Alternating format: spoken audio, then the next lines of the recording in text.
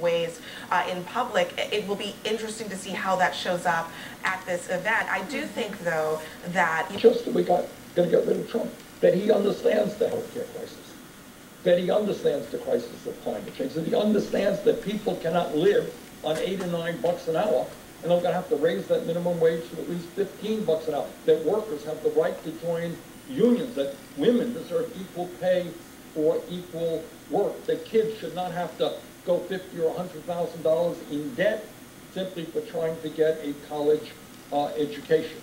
That we have got to. Now, Joe and I clearly disagree on health care. I absolutely and firmly believe in Medicare for all. He does not. But his plan, to his credit, greatly expands health care coverage. His plan is prepared to take on the greed and irresponsibility of the pharmaceutical industry, which charges us by far the highest prices in the world for prescription drugs. So, bottom line, I hope that Joe will talk about those issues relevant to working people who are struggling today, as well as tell us why we need to get rid of Trump. Senator, you just outlined all of these crises that affect the country.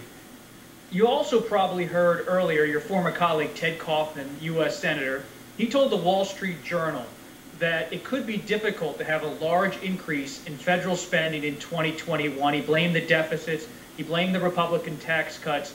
So when you're talking about this massive federal response that's needed to address these crises, you then have Senator Kaufman saying maybe it's not entirely possible. What's your reaction to the senator's comment? I very, very strongly disagree with Senator Kaufman. This is a moment, an unprecedented moment in the modern history of this country, where the United States government, and certainly I hope that it will be a democratically controlled Senate, democratically controlled House, and I hope Joe Biden and Kamala Harris will be president and vice president.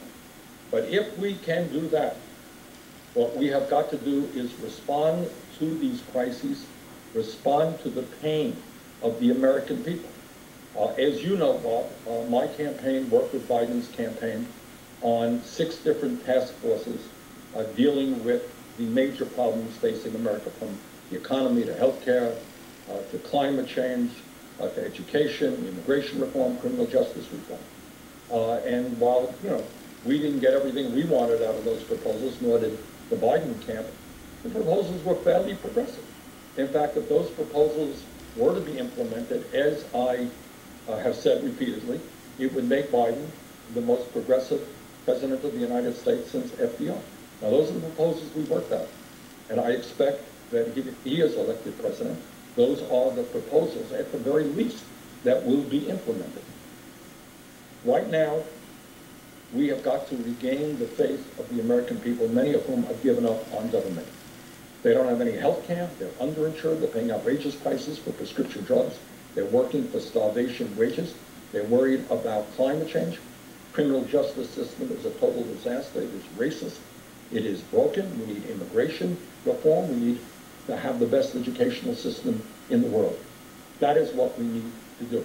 And we cannot, by the way, in my view, continue moving toward an oligarchic form of society where 3 people now own more wealth than the bottom half of America, and where, since this pandemic has begun, many billionaires are doing fantastically well, while so many workers are suffering. So when Biden becomes president, and I'm going to do everything I can to make that happen, trust me, on day 1, I and other members of the Congress are going to do everything we can to make sure that we have policies that reflect the needs and the pain of working families in this country. But I wonder, Senator, how you're going to do that. You think about the Republicans. They have this Freedom Caucus, the conservative group, an organized group inside of the House to pressure the leadership. Are you thinking at all about forming a new caucus of sorts for 2021, something that's a little bit more organized than just a collection of allies?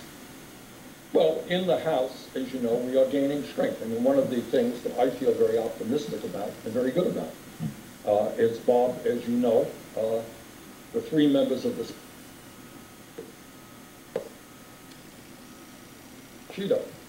who were put under tremendous pressure in their re-election. A lot of money was spent against them. All 3 of them won re-election by landslides.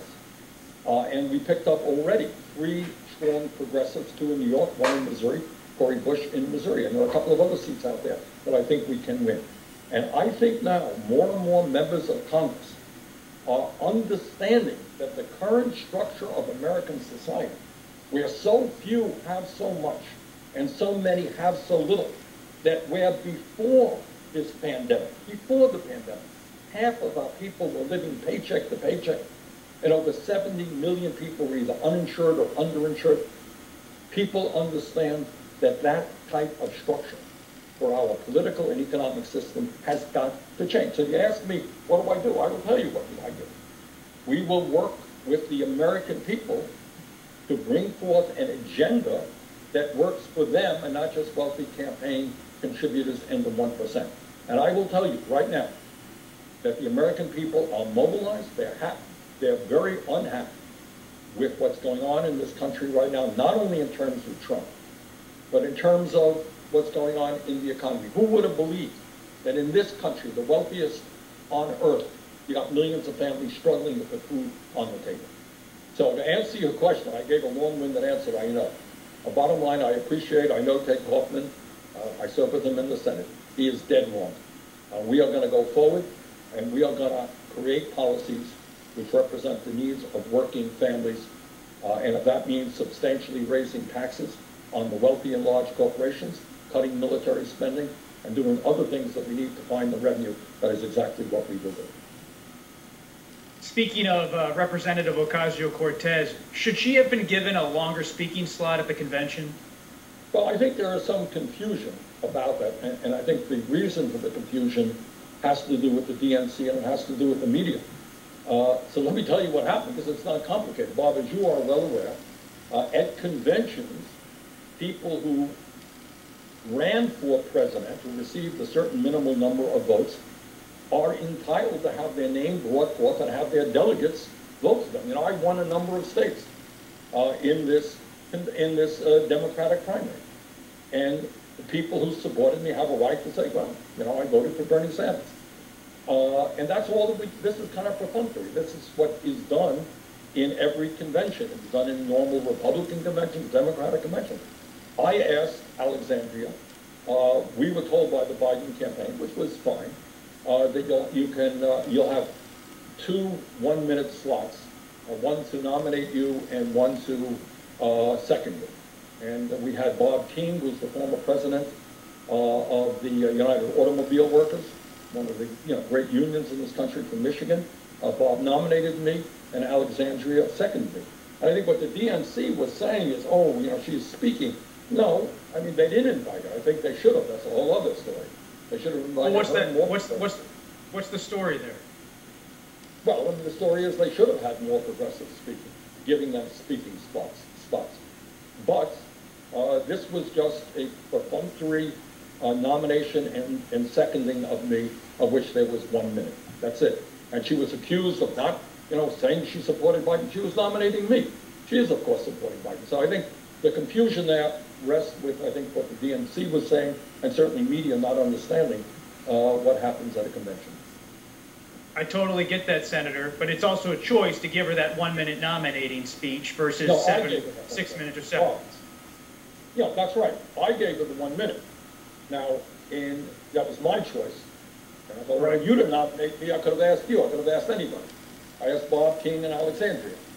But if your question is, should progressives, Alexandria and others, receive more time? Yes, I do think so.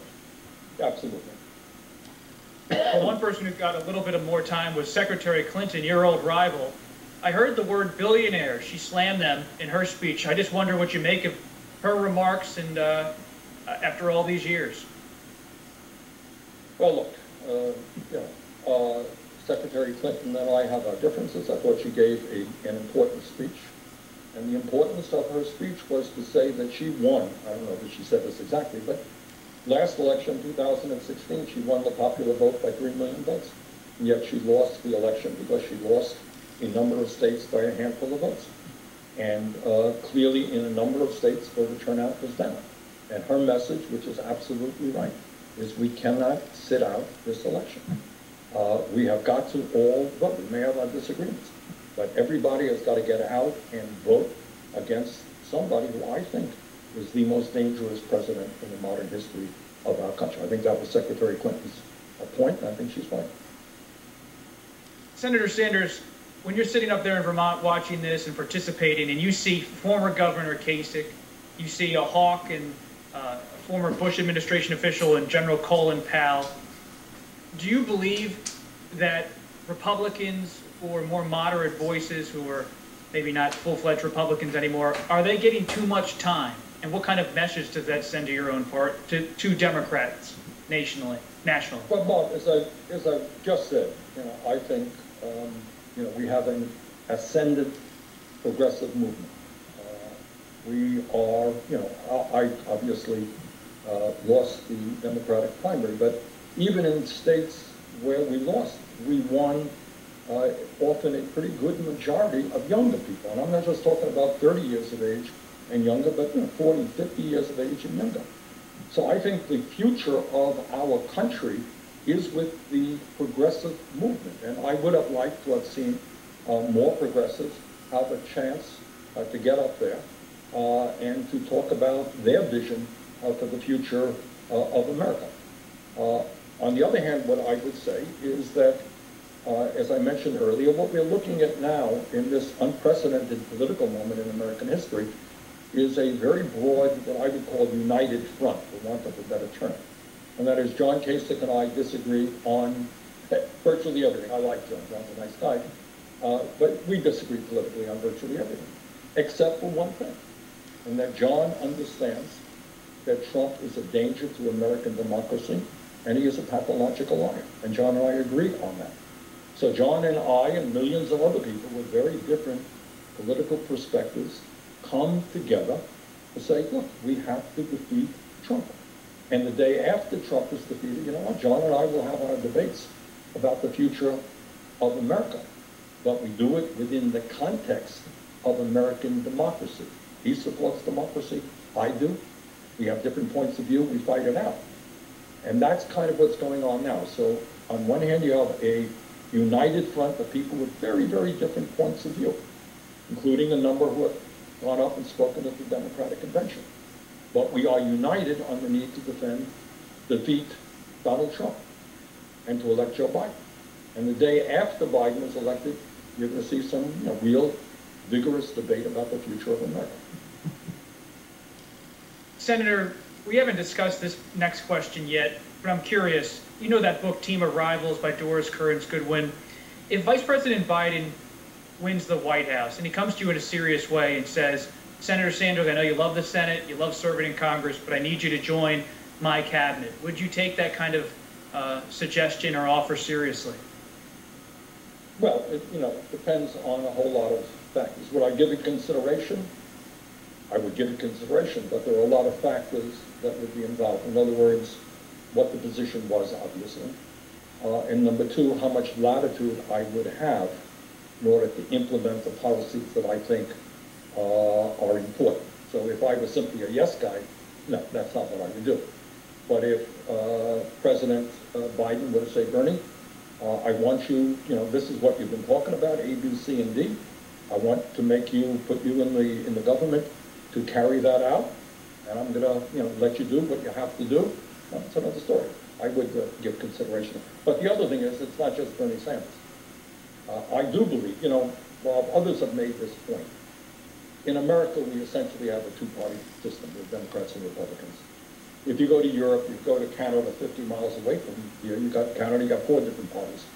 And coalition governments are not unusual. That's what happens. People disagree, but they come together in a government, and one party, the dominant party, gets 10 secretaries or agencies, and the minority party gets 4 or 5 or whatever it may be. So, it's not just me, but I would certainly like to see President Biden understand that there are millions and millions of people in this country who want progressive change, that there are great leaders out there. They're in Congress, they're not in Congress, who could play a great role within his administration.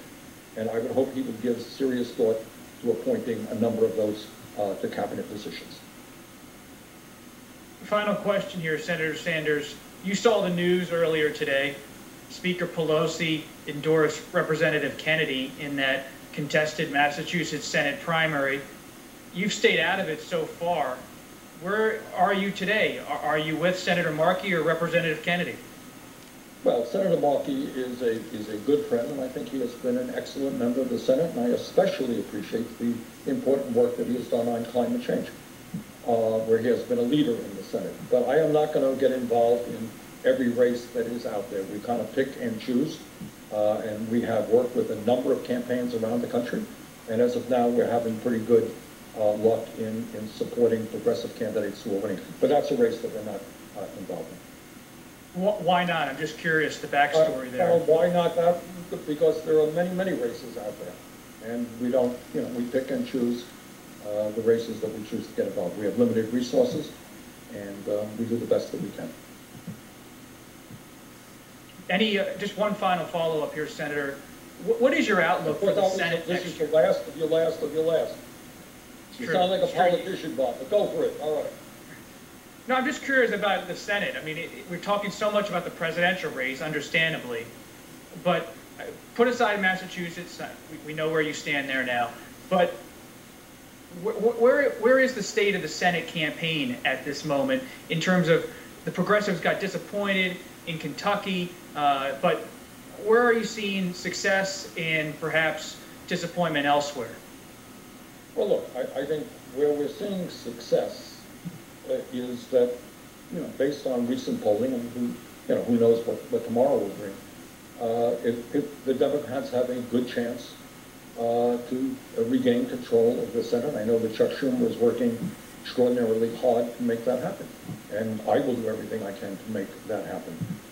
In the House, I think you're seeing a whole bunch of really strong progressives getting elected, and I got to tell you, at the local level, in state legislatures, at the district attorney level, we're electing some strong progressives as well. So my hope is absolutely that not only that Joe becomes president, but that the Democrats gain control of the Senate and retain control of the House, and I'll do what I can to make that happen.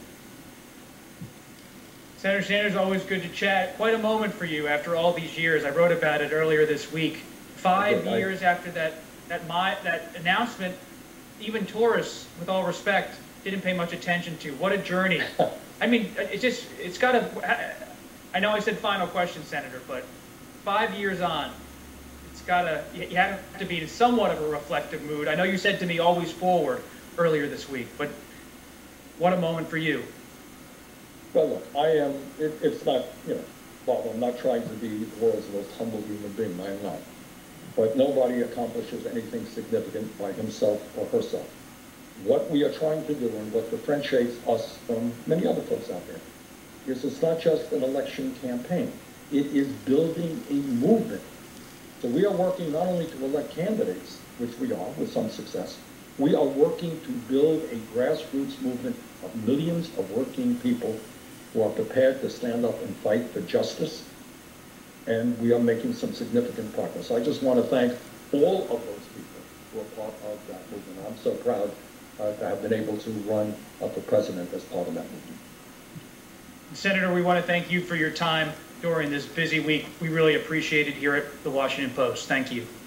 Bob, thank you. Our live coverage of the Democratic National Convention continues tonight, with 2020 Democratic presidential nominee Joe Biden accepting his party's nomination. Also with appearances by former South Bend Mayor Pete Buttigieg and Atlanta Mayor Keisha Lance Bottoms. Watch live coverage of the Democratic National Convention tonight at 8:45 p.m. Eastern on C-SPAN, live streaming and on demand at cspan.org/DNC, or listen on the free C-SPAN radio app. C-SPAN, your unfiltered view of politics.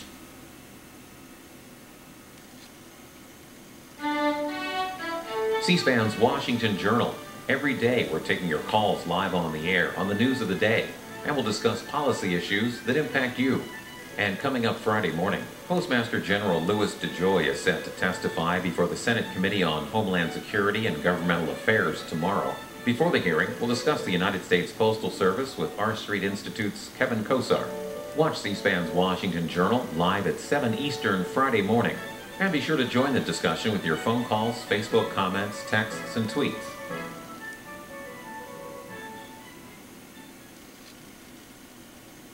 Postmaster General Louis DeJoy testifies before Congress amid concern about changes to Postal Service operations and their impact on the upcoming November elections. Live Friday at 9 a.m. Eastern on C-SPAN before the Senate Committee on Homeland Security and Governmental Affairs. And then on Monday, live at 10 a.m. Eastern on C-SPAN 2, Postmaster General DeJoy and Robert Duncan, Chair of the United States Postal Service Board of Governors, will testify before the House Oversight and Reform Committee. Watch live coverage of the hearings Friday on C-SPAN and Monday on C-SPAN 2, on demand at cspan.org, or listen live wherever you are with the free C-SPAN radio app. The House of Representatives will return to session on Saturday, as Speaker Nancy Pelosi is calling members back to Washington to work on legislation concerning the U.S. Postal Service. They gavel into session Saturday morning at 10 Eastern. Watch the debate and votes live on C-SPAN. Now, representatives from Joe Biden's presidential campaign preview what to expect tonight during the final evening of the Democratic National Convention. From earlier today, it's 25 minutes. Good morning. Thank you all for being with us on the final day of the Democratic Convention and ahead of Vice President Biden's remarks accepting the nomination for president from the Democratic Party. From the Biden campaign for this briefing, we have Kate Bedingfield, Deputy Campaign Manager and Communications Director, Simone Sanders, Senior Advisor, Congresswoman Lisa Blunt Rochester of Delaware, and Mayor Eric Garcetti of Los Angeles. After their remarks during the Q&A, you can click Raise Your Hand to ask a question. And with that, I'll kick it over to Kate. Great, thanks Andrew. Thanks everybody for joining us. So welcome to day 4, our final day of the Democratic Convention. I know you all don't want it to end, we don't either, but we promise tonight will be very, very special. Throughout this convention, we've heard from leaders past and present, advocates, and everyday Americans from all across this country about standing up and fighting for what you believe in. Last night, we heard from former President Barack Obama and our now official vice presidential nominee, Kamala Harris, about the importance of this moment, the need to come together as Americans and do the just and necessary work to build a more perfect union for us all. You also heard speakers again encouraging people to text VOTE to 30330 or go to iwillvote.com. This is an important call to action that we have layered in throughout the convention, encouraging people to make a plan to vote and learn their options. So tonight's culminating theme is America's Promise. It's about the endless possibilities we can achieve when we come together and elect Joe Biden and Kamala Harris. A former public defender, a leading senator, and 2-term vice president, Joe Biden is one of the most experienced candidates to ever seek the office. Throughout his career, he has been tested by historic recessions, global conflicts, pandemics, divisive politics, and the never-ending quest for justice and fairness in America. Every step of the way, he has risen to the moment with steady and effective leadership. Joe Biden is a man of character and decency and of empathy and compassion. When he gets knocked down, he gets back up. He's a leader who believes in America's promise and delivering on that promise for all of us. Tonight, you'll hear him lay out his positive vision for the country and reaffirm his core belief that we can unite this country even in these divisive times. The American story is one of resilience, one of people coming together to overcome hardship and crisis, and you'll hear Biden lift up the strength of the American people and lay out a vision for how we will build back better and emerge from these crises stronger than ever before. He will lay out a course to make real the promise of America. And to run through our very exciting night ahead, I'm going to pass it over now to Simone Sanders. Thank you so much, Kate. First, I would really just like to recognize the party and the convention team for their work over the many months to make the last few days a success. We planned, we prepared, but this was a new virtual experience that had not been done before, and its truly remarkable success is due a lot to their really just hard work. Our campaign manager, Jen O'Malley Dillon, always says that we can do hard things, and I think this week we have demonstrated that is true. So with that, we are very excited for our final night. Tonight will feature Americans sharing where they hope to be this time next year, elected officials who are preserving the right to vote. Speakers tonight will include Senator Cory Booker, Governor Gavin Newsom of California, Mayor Keisha Lance Bottoms, Mayor Pete Buttigieg, Senator Tammy Baldwin, Senator Tammy Duckworth, Senator Chris Coons, Vice Presidential nominee Senator Kamala Harris, the Biden family, and our Democratic nominee for president, Vice President Joe Biden. And of course, like every night this week, between speeches and segments, you will hear directly from ordinary Americans from across the country speaking, telling their story, and the hope that they have in electing Joe Biden as president.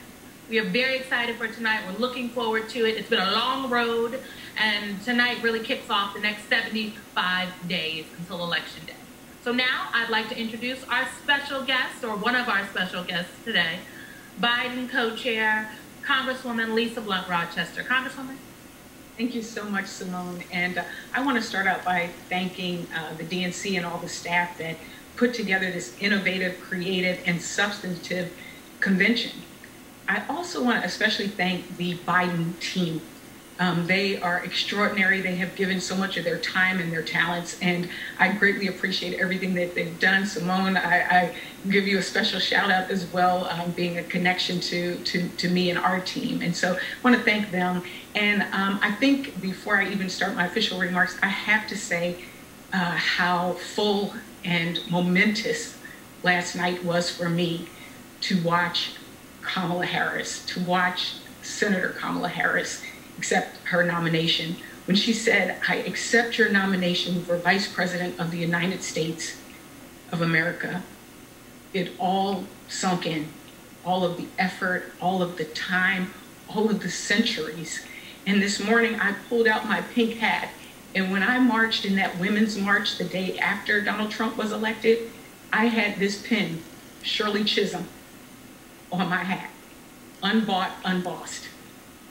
And so last night, I think all of us kind of work, and don't really think or take a moment to let it sink in. But last night was a moment that we have to let sink in, but also to energize us and fuel us to move forward. And that's why tonight is so exciting and so special, because tonight's theme of America's Promise, and to hear from Vice President Joe Biden, is going to be a whole another level of special. I've known Joe Biden for almost 40 years. He's a friend of my dad's. My sister worked for him. My family has known his family, and he has been personally to me a great friend and mentor.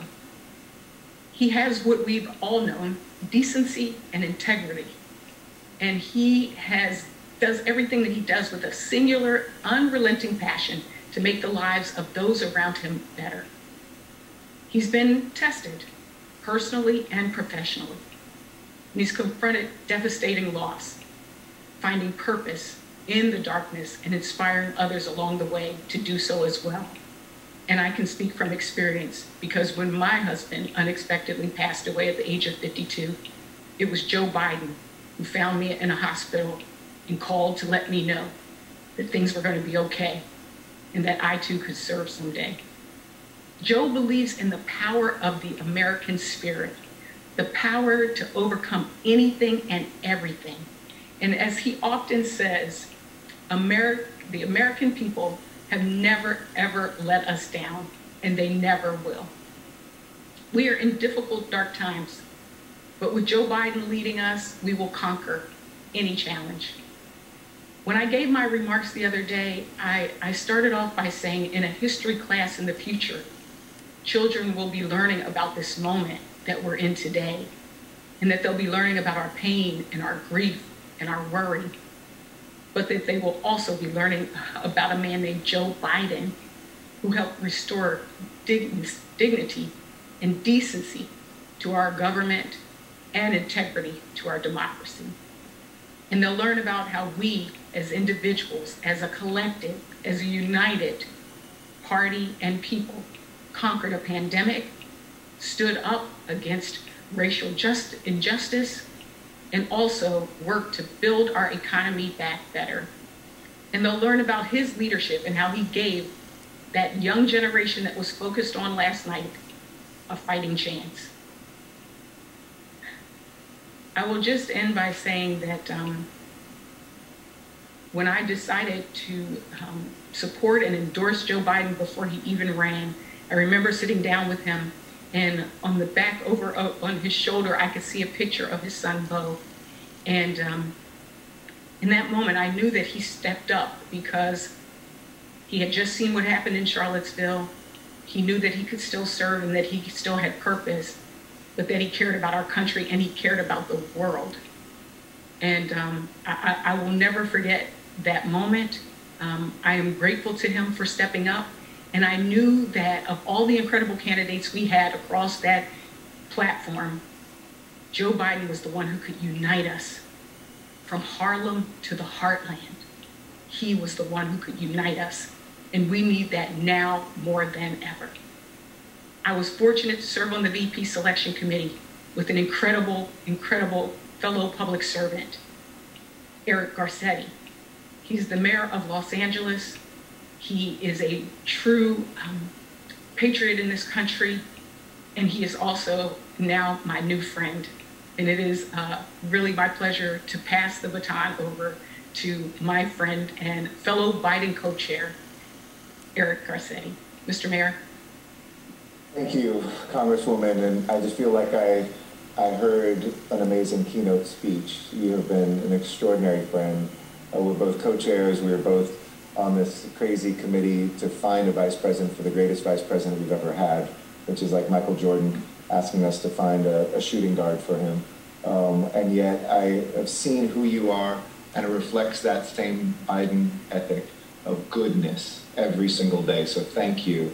Thank you for being a part of this. Thank you for the handoff, and thank you to Andrew and to Kate and Simone and the entire team. I've worked on a lot of campaigns, and you know, campaigns, we sometimes joke are train wrecks from beginning to end. You just try to keep them on track. There's infighting, this, that, and the other. This has been one of the most joyful experiences of my political life, working with this team and with extraordinary people committed to taking this country back. I'm going to make this really simple. This is an election that is about two people who now you've seen from Kamala yesterday, Joe Biden, who we know, who have the heart and the experience that this country needs, against a person who has neither. And that lack of heart that we feel, the missing empathy from the White House, is literally killing people. And that lack of experience of how to govern, how to unite a country and steer it through crisis, is literally killing people. And when it's not killing them, it's killing their livelihoods. It's killing our promise. It's killing our reputation. So what we have with Donald Trump is a broken promise. And what you have with Joe Biden and Kamala Harris is the representation of America's promise. And you're going to see that tonight. You're going to feel it just as we did yesterday, where unapologetically we brought every voice forward. I had the same chills when Kamala Harris, a dear friend, a Californian, and I'll just have to say this even though she was born in Oakland and represented San Francisco. The president said in his eulogy, Bo was Joe 2.0. Tony Allen worked for Joe Biden in the 90s as a speechwriter and special assistant. When Bo Biden died, it was devastating to the vice president, and it was devastating to Delaware because we already knew all the tragedy that he had suffered. When the vice president and the Biden family lost Bo, I felt like we all lost Bo. For Biden, it was existential in a way, in the same way that when he lost his first wife in that car crash many years earlier, when he first became a senator, he doubted everything. Going back to his wife's death, at that time, Biden, who was a very religious man, a very strong Catholic, began to doubt God. At the time, Biden was considering yet another run for the presidency, but Bo's death put a pause on those plans. In the end, Biden decided not to run that year. Just like so many times in his life, after facing personal tragedy, Biden fought his way back to run in 2020. For the first time in his life, he won a presidential primary, and then the votes for the nomination itself. For the PBS NewsHour, I'm Lisa Desjardins. What wonderful reporting on the part of our Lisa. Thank you very much. And we now want to bring in some other voices who will be with us throughout this week and next. Gary Abbott. America's promise, and that comes in a couple of facets. You guys were just talking about faith. I personally am so glad they're going to be talking about Joe Biden's faith. And in fact, one of the people that will be doing the invocation is Sister Simone Campbell, who was one of the nuns on the bus who helped to push for the Affordable Care Act. But what the faith aspect of Joe Biden, who, you know, he doesn't wear it on his sleeve. He'll answer it, but it's not his. I mean, he doesn't, you know, hold a Bible up in front of a church that he's never attended after he's, you know, after he's tear gassed protesters. But what he does do is embody, as the faith community would acknowledge, the Christian faith community, the 25th chapter of Matthew, which says, "Whatsoever you do unto the least of these, so also you do unto me." When you know that that's part of his authentic DNA, that means that his promise will be in policy to make sure that he addresses inequality and addresses those who have been unseen and left behind. And to me, I'm so glad they're not avoiding the issue of faith, that they are really embracing it, because that's part of who he is. And Scott, as a Republican, what do you think has worked and not worked over the last couple nights and expect to see tonight? Well, I'll just, from my perspective, I was watching the first two nights, the attempt to reach out to disaffected Republicans. They obviously put some speakers on the stage to try to do that. So it's kind of a low bar, but if I'm Biden's campaign, I'm a little bit nervous about how he does tonight. He has a chance to, you know, hit a home run on that issue or keep that question going. Aaron Haynes, is that what you're looking for tonight from Joe Biden? Well, Judy, I think that what we're looking for tonight, I mean, Kamala Harris said yesterday there's no vaccine for racism, and we know that there's also no cure for the coronavirus. But this week has really just been kind of a parade of testimonies about Joe Biden's empathy and ability to connect with everyday Americans. And so I think what I'm thinking about is if he gets up on that stage tonight and delivers a speech that really offers a balm as well as a plan to the country that is really reeling from a public health and economic crisis right now. I think tonight is Joe Biden's opportunity to really prove to all Americans that he sees their lived experience and is ready to govern on behalf of all Americans. And Jonathan Capehart, is that what you think we're going to see from him? What do you expect from him tonight? Well, I expect to see the Joe Biden who launched his campaign. And by that, I mean Joe Biden has been the most clear and the most focused when Donald Trump is the subject of what he's talking about. So when he talks about fighting for the soul of the nation, the soul of the country, going back to who we are as a people, united and not torn apart, and certainly not torn apart by the President of the United States. So that part I'm expecting to hear a little bit about. But the other part that I'm expecting to hear, Judy, actually goes back to something in Lisa's excellent part 2 of her biography of Joe Biden in that meeting with Sarah Palin in 2008, where the clip you showed him talking about people who were struggling at the kitchen table. The issues that were on the table in the 2008 campaign are on the table in the 2020 campaign, but on steroids, because of the coronavirus pandemic that's put people out of work, and the people, the American. Okay, hopefully that's the right answer. I have no clue. I just went to school. Fidget spinners able to spin freely by reducing friction! Yes, let's go! Fidget spinner, let's go! Nicely done! Yes! You played it on the one, but let's hope you get that lucky bounce over to the million. So let's go ahead and drop that. Let's go. Let's get a wicked bounce to the right. Drop it. Let's go. Drop it. Drop it. All the way over here. All the way over here. Let's go. Let's go. Let's go. Let's go. Let's go. Let's go. Let's go. Over here. Over here. Over here. Okay, it's so good. You got the bounce you wanted, but it just missed the big money. $10 added to all. Your total now $2,050,009. money up there. Oh, yeah. One question left. Oh. Here's your last set of answers. Destiny's Child, Spice Girls, Wilson Phillips, Salt and Pepper.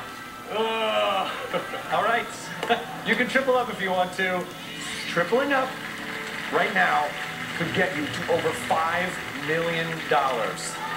But it could take away everything. Totally out of the box, totally last minute. It's been pretty well done when you consider that. But I think the most effective elements have been the ones that have been the most intimate, sitting on the couch in your living room. I thought the Clinton video was shot that way. I thought the pre-produced videos were extremely well done. And so I think next week as we look at the Republicans, I'm looking to see if they adopt some of those elements. Chicken, whole grain corn, barley, whole grain wheat, soybean meal. It's interesting you say that, Scott, because there was reporting today. Come on, Junior. I don't think Salt and Pepper were like in the mix in 2001. Salt and Pepper would probably be more around Hecton's time, you know, not when they're this. Empathy, whatever word you want to use. You see? Yep. Rusty, dirty from a cremated pan. Come on, Mark.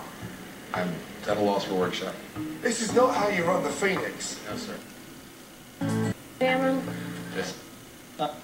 Reinvented.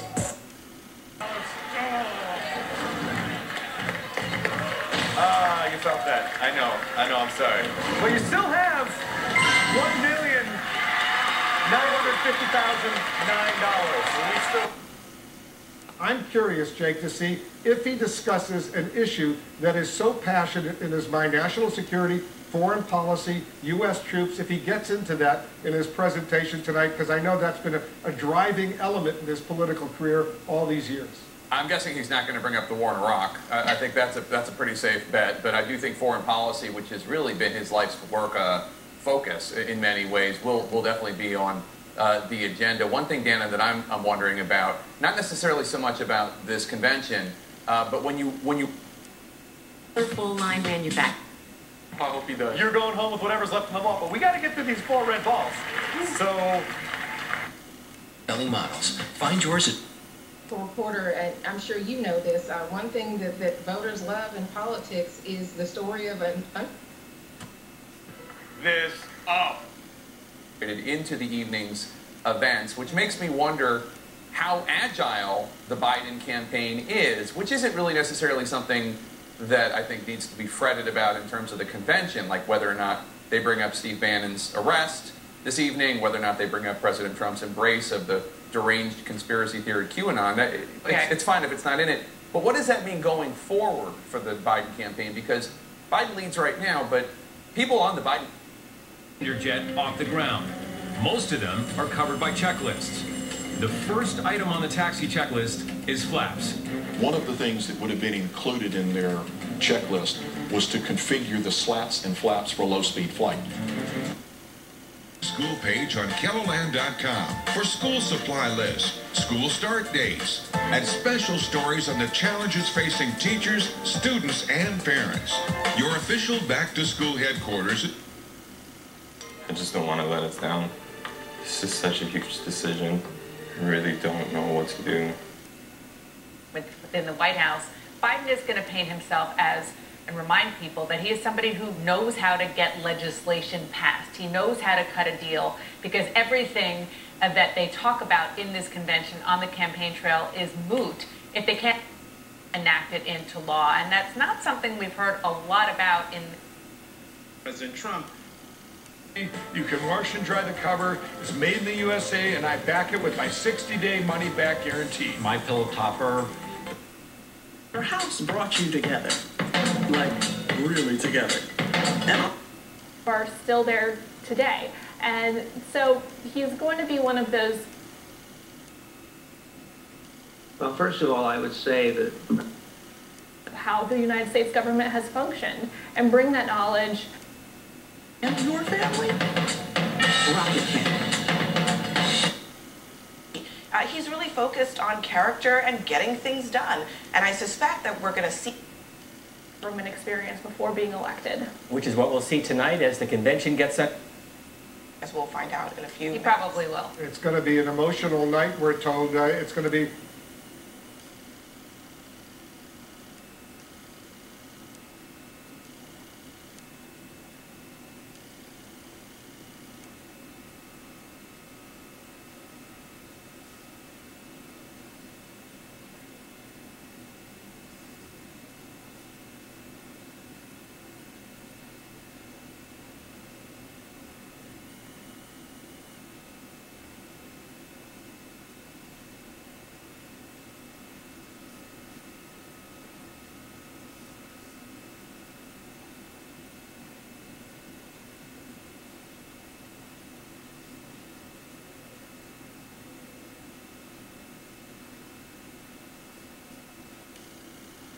Because you don't have to accept this as your new normal. Find a your out. That was the mission. We have Donald Trump, who does not agree it is the mission. That's right. To protect our allies and punish our enemies. As she just said, there has been no public condemnation of what happened, and there has been, as far as we know, no one picked up the phone. And listen, one of the tools that you have in diplomacy is the public shaming of this kind of behavior. We're what, 6 weeks out from the bounty the story? unified free world against this. I mean, it's not just condemnation and tisk-tisking people about this. It's about responding to it in a way that punishes countries that do this. And we used to do that until 5 minutes ago. And it wasn't a partisan thing. And now it's, I want to still believe it's not a partisan thing between Democrats and Republicans. It's definitely a partisan thing between Trumpists and everybody else. No, don't let Republicans off the hook. When she was on the Senate Armed Services, she traveled to war zones, and her closest friends were the Republicans on the committee. When I worked for John McCain in 2008, all of his stories about travels included Hillary Clinton. But didn't they also include Lindsey Graham? Of course they did. Lindsey Graham. She described it as a lobotomy. That is exactly what happened. I mean, my question for her is, how do you take this quiet work of diplomacy and national security and make the case to the country? And she had a very good answer about it. But I think I'm just surprised to hear that come pouring out of her, to hear it spill out of Barack Obama last night. People who are in charge of protecting this country are scared of what Donald Trump has done to it. Well, and also, I mean, you think about Leiden, he was covering Planned Parenthood's role in trafficking fetal body parts. Cops then raided Leiden's home. Now, that obviously is a violation of the First Amendment, but it didn't matter to Kamala Harris, and in fact, Leiden remains prosecuted. He's still being prosecuted. His whole life on hold, while Kamala Harris has, of course, moved on to the Senate and now running for vice president. David Leiden is a journalist, a pro-life activist as well. He joins us tonight. David, thanks so much for coming on. So we've talked to you a couple of times about this because it is one of these things that's hard to believe has happened in this country. But give us a sense of where you are now in your battle to live in a free country and use the First Amendment. Sure. So Kamala Harris, Tucker, when she was Attorney General of the state of California, she targeted me because of the message that I had to say and because of the content of my speech. Your viewers probably remember the harrowing undercover videos of Planned Parenthood's top-level leadership callously negotiating the harvesting and sale and trafficking of aborted baby body parts. Planned Parenthood was not happy when those videos came out. Undercover video is something that is widely practiced in the state of California. It's legal, and we were scrupulous to follow the law to a T, recording people at open public restaurants, crowded public restaurants where anybody could be expected to overhear. And yet, at the behest of Planned Parenthood, Kamala Harris decided to target me and make me the first and only case of a criminal enforcement of the California video recording law. She did that, as you mentioned, after having a secret meeting in Southern California with 6 top-level Planned Parenthood executives in California. And at the urging of Planned Parenthood, with instructions from Planned Parenthood to seize the computer and video equipment that I was using to publish the videos, Kamala Harris sent 11 California DOJ agents into my one-bedroom apartment in Southern California to raid my home, to seize the means of publishing the videos. By the way, they overlooked the printouts of invoices for baby body parts from Planned Parenthood's business partners. They flipped through those and left them there, but they took the means of publishing speech critical of Planned Parenthood and critical of Kamala Harris's public patrons. So she used the power of armed law enforcement to crush someone who criticized her donors. Does that make you worry for the country if she becomes the vice president? Everyone in the United States, Tucker, who cares about our First Amendment freedoms, who cares about our freedoms to think for ourselves and to say what we believe, everyone should be afraid of what Kamala Harris has, her radical disrespect and contempt for the First Amendment and her record that bears that out throughout her career. I mean, if you're willing to send guns to people with guns to the home of a journalist because he criticized someone who gave money to your campaign, that says a lot, I think. David, good luck. I appreciate your coming on. Thank you. Goodyear, the tire company, responding tonight after a leaked document exposed political discrimination in their company. That's next. Also, live coverage of the last night, the final night of the Democratic National Convention right here on the way. Joe Biden is speaking tonight. Don't tell him.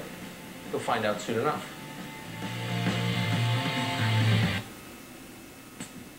If the literal meaning of the word convention has to do with coming together, then what has brought us together this year isn't partisanship. It's purpose.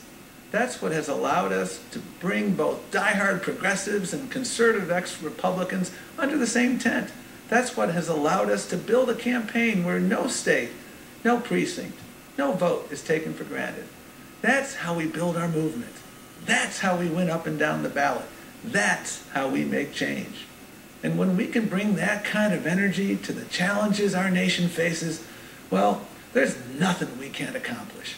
Just ask Joe Biden, who set his sights on a mission that could change the world forever, conquering cancer.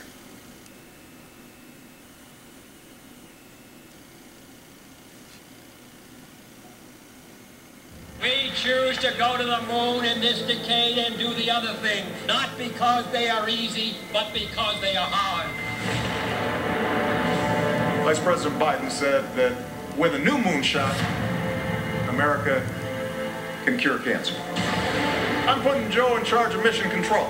Beau Biden, the son of Vice President Joe Biden, succumbed to brain cancer Saturday at the age of 46. He's the one who wanted me to stay engaged. He was worried that I'd not continue to fight for the things I'm passionate about, and I'm trying to keep his promise. President Obama signed the 21st Century Cures Act, including the so-called moonshot that could be a giant leap in the fight to cure cancer. The moonshot is the symbol of American ambition and achievement. Now Vice President Joe Biden will lead a similar effort to cure cancer. It will be led by Joe Biden and is aimed at ending the disease that killed the vice president's son and 600,000 other Americans every year. I think of all the people who've gone through what I've gone through without 1/10 the help that I've had. When you have a son or daughter, husband, wife, someone you adore, you become as educated as you can, as quickly as you can, particularly when you know that's a very serious form. I learned a lot about the mechanics of cancer and the delivery systems, and there's so many changes that are just on the cusp. I have now met with over 200 oncologists and cancer research centers, and I'm asking them, what is it you want me to clear the way for? Where are we an impediment? He is determined. He's not going to walk away until there is real change.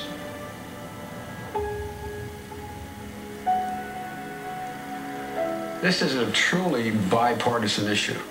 So the leaders in this effort in the House and Senate are Republicans. Truly bipartisan issue. So the leaders in this effort in the House and Senate are Republicans as well as Democrats. He's been pushed to the edge of what anyone could be expected to bear. Following correction, Beau Biden, cancer, moonshot. You're a man of substance. You have experienced tragedies in your life, and we are inspired by the way that you have responded to those. Every single family in America has been affected by cancer, and we are so close. For the loved ones we've all lost, let's make America the country that cures cancer once and for all. I believe we need a moonshot in this country to cure cancer. It's personal, but I know we can do this. There are so many breakthroughs just on the horizon. We can make them real with an absolute national commitment.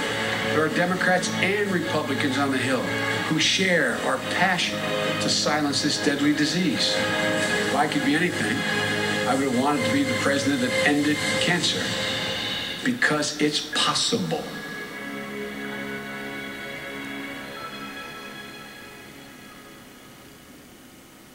I'm Amanda Littman. My son Seth with Relief Factor, and we're so grateful to be here with Larry Elder, who's been telling his radio listeners for... She knew I was at a meeting with you and didn't get a photo. Grammy, the VP said, perking up as we posed for the photo you can see here. Let's call her. I called her. Someone wants to talk to you. Hi, Grammy. This is Joe Biden. She was overwhelmed. Grammy went on to tell him her second eldest, my Aunt Michelle, was in the hospital. Colon cancer, advanced, and she was really sick. The VP's posture changed immediately. I'm so sorry, Grammy. I'm so, so sorry. You know, my son Bo died of cancer. As a parent, you should never have to even think of one day burying a child. It's a nightmare. He stepped away, speaking personally with her about sitting in a hospital room with a sick child, about pain. I could hear her choking up on the phone. I'm giving Amanda my personal home phone number. You need anything, you call me. I'll come to the hospital and sit with you. Anything. Grammy still talks about that call. He's a genuinely nice man, she says. He just gets it. Her grief and my family's grief mattered to him. Our entire country is grieving. We are all going through trauma. Our next president needs to be the one helping us heal. That's why I'm glad and excited to vote this fall, not just against Trump, but genuinely for Joe Biden.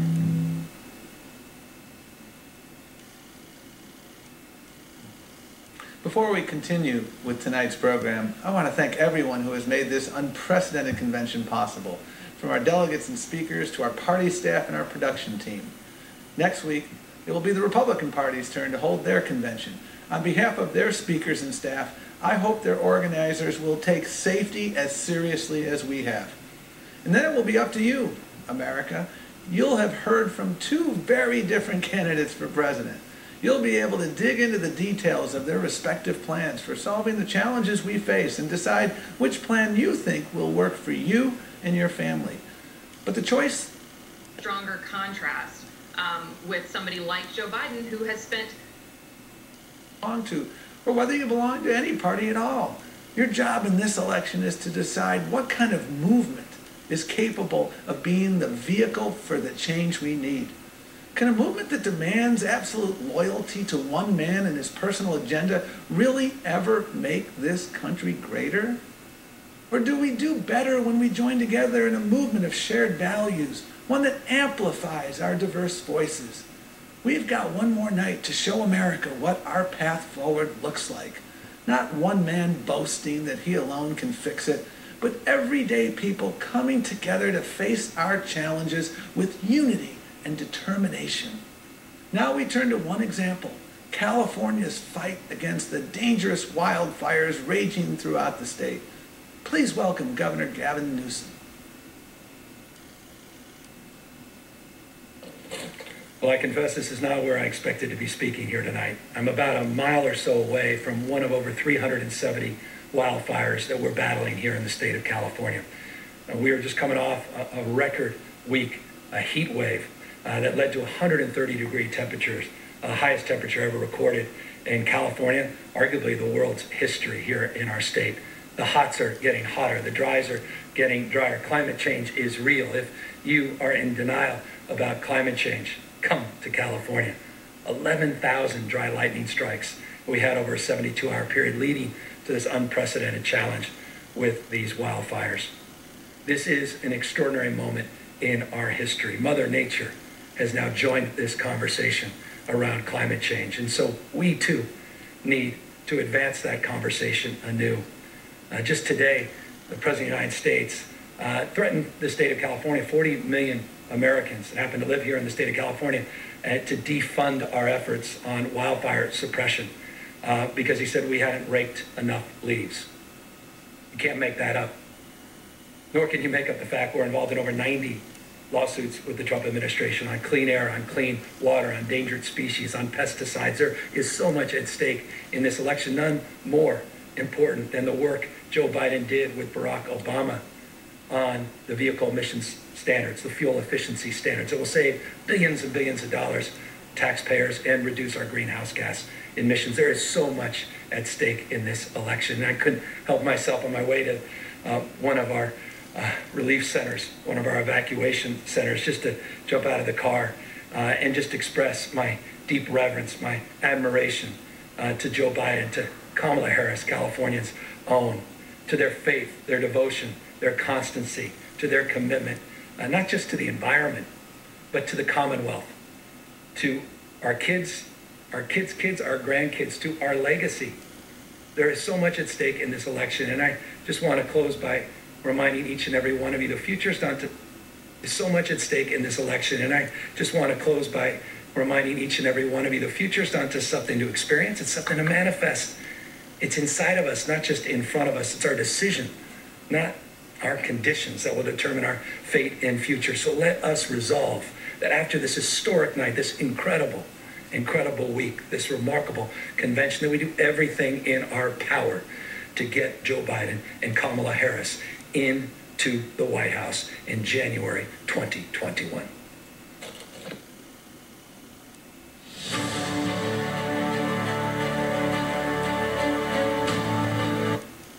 Formally accept his party's nomination. I hope he got a nap this afternoon.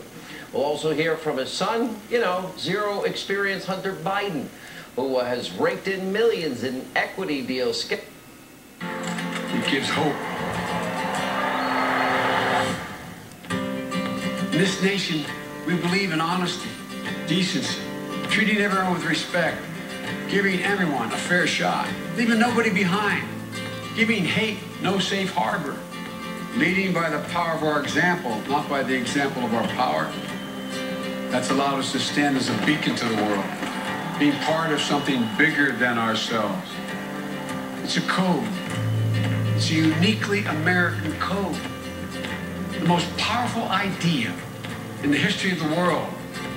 The American creed, that we're all created equal, I think beats in the heart of the people of this country.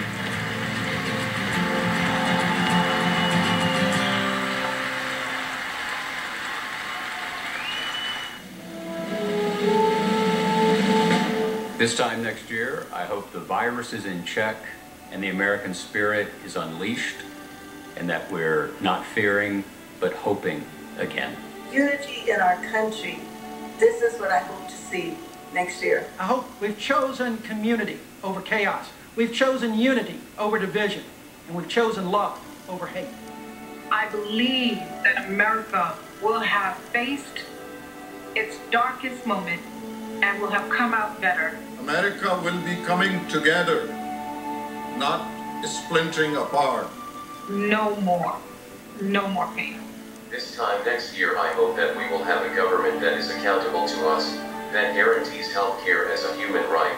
The promise of America will be restored for all our communities, all our families, for all of us. And when I say all of us, quiero decir todas nuestras familias. I am confident that this time next year, we will have a president who provides this country with real leadership, not just tweets. This time next year, I hope we are listening less to the Russians and more to Dr. Fauci. I hope we all get back to work. There'll be two Americans who I will be happy to say are unemployed, Mitch McConnell and Donald Trump. This time next year, I hope that all Americans, whether they are Democrats or independents or Republicans, will be proud of their president, will be proud of their vice president. And that our recovery is truly people up, families up, and communities up. That people believe they have a government that is working for them, that's out there every day doing its best for them. I want to see a president of the United States who can look a trans woman in the eye and tell her her rights are worth protecting. I hope America has a president who champions the rights of all young women and girls. This time next year, I want a president who understands what military families need. Who cares about the rights and lives of disabled people. We'll care about our environment again. We'll have passed comprehensive immigration reform. I hope we have a president who honors treaty rights and tribal sovereignty. A year from now, I want to see the kids playing on the playground. I take pride in my job and helping our customers.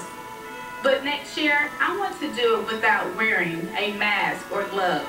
I hope that we are all celebrating landmark legislation that the Biden-Harris administration have shepherded through Congress and signed into law.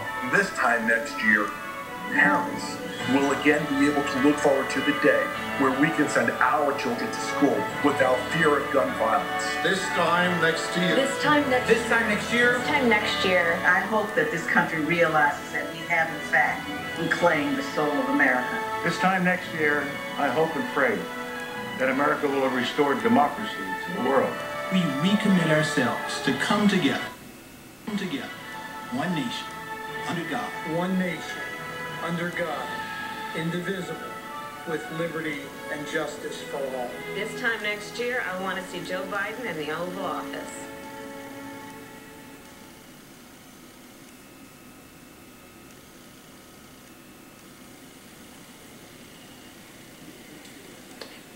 Hello, America. I'm Andrew Yang. You might know me as the guy who ran for president talking about math and the future.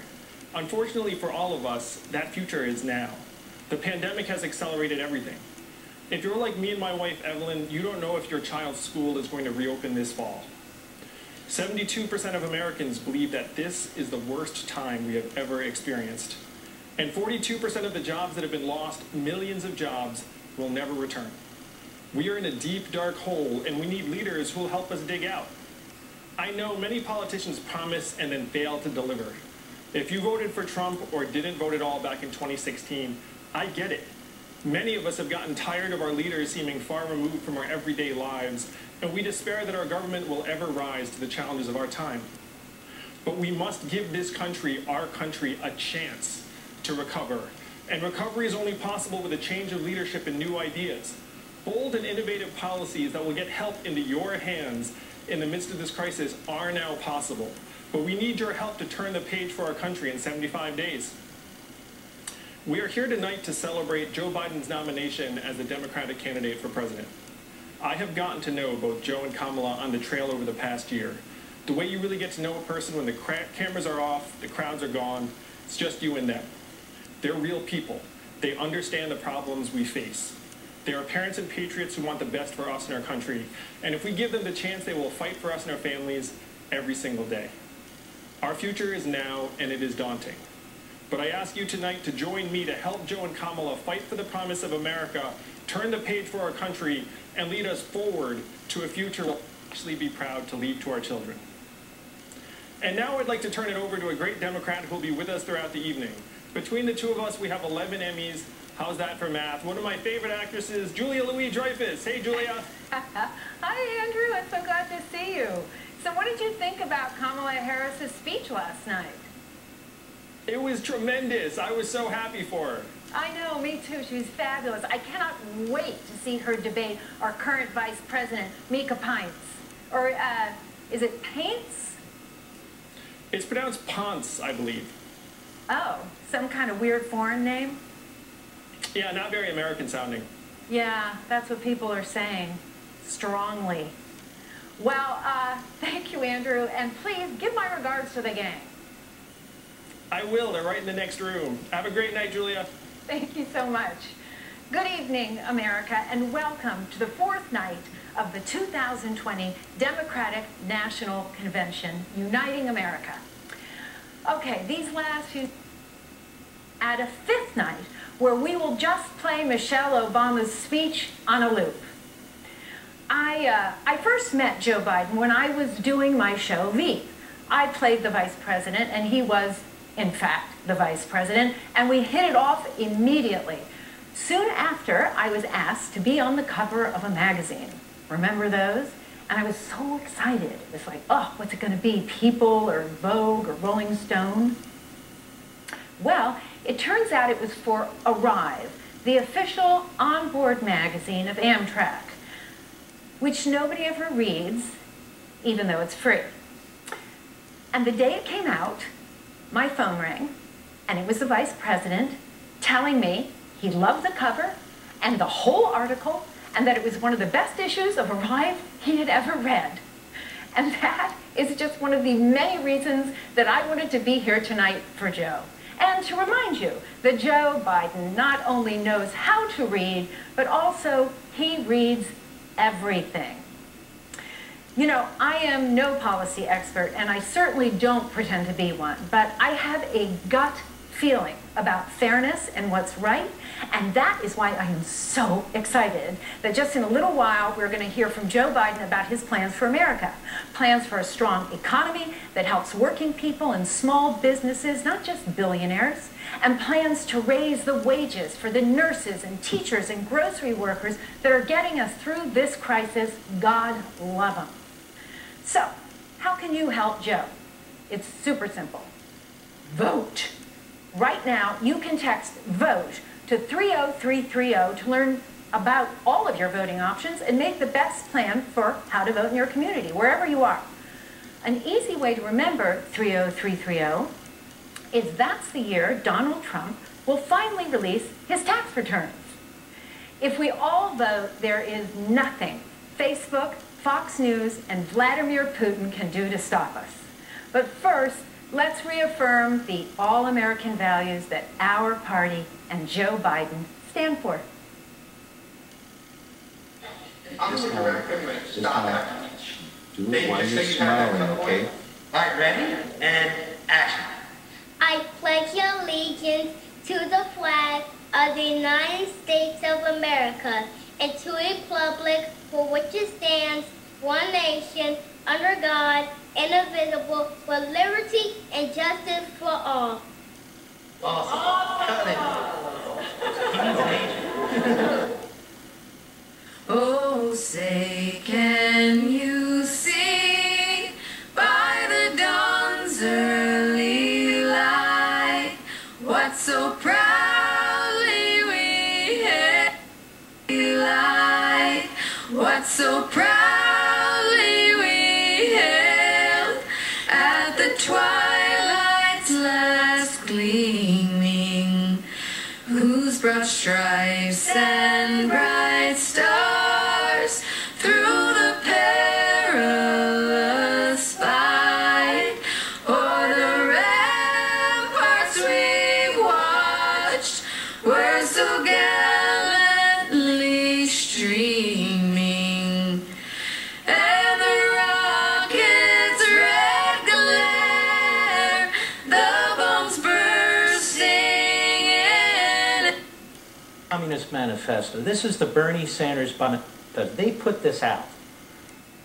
Say, does that star-spangled banner yet wave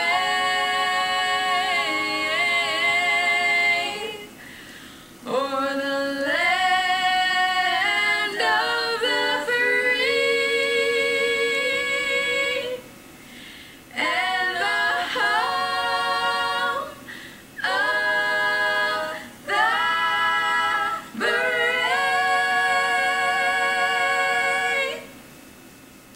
Good evening.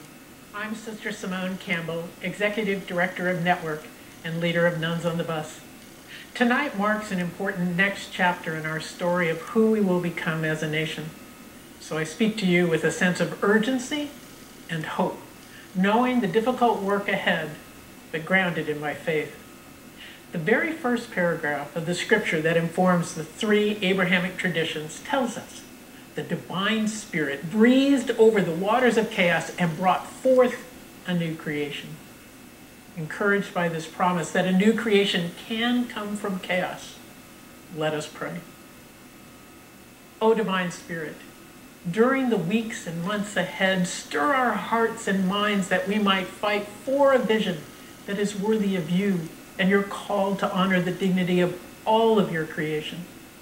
A vision of who we are as a people grounded in community and care for all, especially the most marginalized. A vision that cares for our earth and heals the planet. A vision that ends structural racism, bigotry, and sexism so rife now in our nation and in our history.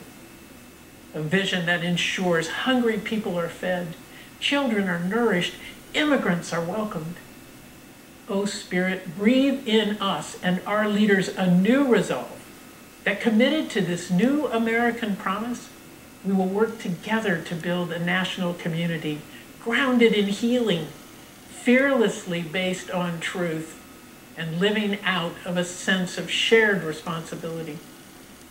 In the name of all that is holy, O Spirit, bring out of this time of global and national chaos a new creation, a new community that can, with your help, realize this new promise that we affirm tonight. And so, with profound hope, let we the people say, Amen.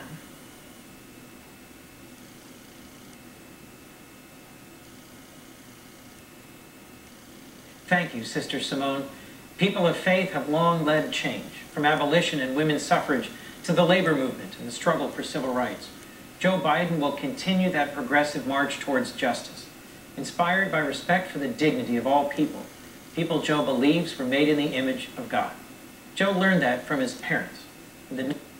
Stacey Abrams was the Democratic candidate in, but what's interesting about it now is that it's President Trump and Joe Biden. His faith is strong, and it's personal and private. For Joe, faith isn't a prop or a political tool. I've known Joe about 30 years, and I've seen his faith in action. Joe knows the power of prayer, and I've seen him in moments of joy and triumph, of loss and despair, turn to God for strength. Joe's comforted me in my toughest moments, as he has so many others. I'll never forget how Joe took the time to offer me words of comfort as my father lay in hospice. Time and again, I've seen him stop everything and listen, really listen, to someone who needs a shoulder to cry on or a partner in prayer. That compassion, that empathy is part of his character. More than anything, Joe's a man of faith and conscience. He'll be a president for Americans of all faiths, as well as people of conscience who practice no particular faith. Joe's faith is really about our future, about a world with less suffering and more justice, where we're better stewards of creation, where we have a more just immigration policy, and where we call out and confront the original sins of this nation, the sins of slavery and racism. Joe knows these are central issues in this election, and for him, they're rooted in faith. Joe knows that it's faith that sustains so many ordinary Americans who do extraordinary things. Nurses who brave infection, firefighters who run into burning buildings, teachers working overtime, especially now. They all deserve a servant leader who knows the dignity of work, who sees them, respects them, fights for them. We need a president who brings people of all faiths together to tackle our challenges, rebuild our country, and restore our humanity. Someone who knows we're called to do justice, love mercy, and walk humbly with our God. Joe Biden will be that president. Joe's always known this race is a battle for the soul of our country, and he's right. Joe believes. He believes in both the greatness and the goodness of this country. He believes in us and in what we can do together. I have the best job in the world. I get to remind people of their grandmother's conchitas. Give the little... Would you use your faith and make decisions for our nation? Well, Reverend, I kind of know what it's like to lose family. And my heart goes out to you. If you may remember, after Barack and Michelle and I were there, and my family, I came back on that Sunday, the regular service, because I had just lost my son. And I wanted some hope, because what you all did was astounding. I don't know if you all know this. All those who died were killed by this white supremacist. They forgave him. They forgave him. The ultimate act of Christian charity. They forgave him. And you know, Reverend, I'm not proselytizing. I happen to be a practicing Catholic. But I went back to the church because I found, particularly, the black church. In this case, it was an AME. It was not an Episcopal church. I found that there's that famous phrase from Kierkegaard, faith sees best in the dark. I find the one thing it gives me, and I'm not trying to proselytize, I'm not trying to convince you to share my religious views. But for me, it's important because it gives me some reason to have hope and purpose. Just remember, Joe Biden goes to church so regularly that he doesn't even need tear gas and a bunch of federalized troops to help him get there. No one fought harder for your right to vote than John Lewis. Here to speak about him and his legacy, we have one of our great mayors, Atlanta. Have today. So I'm calling on all patriotic Americans of all races, all genitalias, all colors. My husband, on the other hand, is still having many of the lingering side effects that people talk about, but all in all, our family's doing great. Well, I'm glad to hear it, but boy, I think a lot of Americans are going to be dealing with that for a long time. Hey, Mayor, I wanted to ask you something. Is Atlanta ready for Election Day? We will be ready. And we are going to do everything that we can to make sure that voting goes smoothly. But we are encouraging people, if you can vote early in your state, to please do so. Early vote during the early vote. Perfect. Excellent advice. Over 40 states now allow some form of early voting. Okay, stay safe, Mayor, and I turn it over to you. Well, thank you, Julia. And good evening. I'm Keisha Lance Bottoms, a mother of 4, and mayor of Atlanta, Georgia, cradle of the civil rights movement, and like so many other cities, a place where the struggle for human dignity continues. I'm proud to have grown up in this city, educated in its public schools, and blessed to have known our hometown heroes like Dr. Joseph Lowry, Dr. C.T. Vivian, and our teacher, our friend, our conscience, our congressman, John Lewis.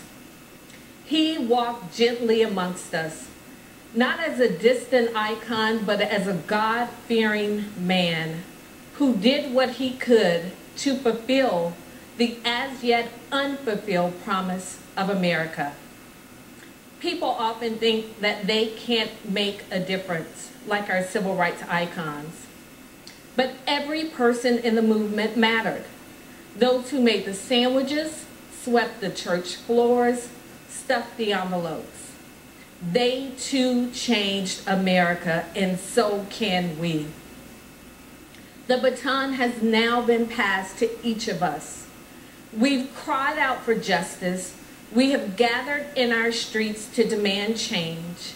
And now we must pass on the gift John Lewis sacrificed to give us. We must register and we must vote. In his parting essay written to us, Congressman Lewis expressed his pride in the activism that has swept our country. And he reminded us that if we fail to exercise our right to vote, we can lose it. There are those who are disgracefully using this pandemic to spread misinformation and interfere with voting, forcing many in 2020 to still risk their lives to exercise their sacred right to vote. A right that has already been paid for with the blood, sweat, tears, and lives of so many. So let's stand up for our children, our children's children, and for this great democracy that our ancestors worked to build, and let's vote. And let's organize to get others to vote with us. You can help make this happen by texting VOTE to 30330. We know how important it is that we elect real leaders like Joe Biden and Kamala Harris, people of honor and integrity who hold justice close to their hearts and believe that the lives of my 4 Black children matter. In the words of womanist poet Audre Lorde, your silence will not protect you. Congressman Lewis would not be silenced, and neither can we. We cannot wait for some other time, some other place, some other heroes. We must be the heroes of our generation, because we too are America. Our votes can be our voice.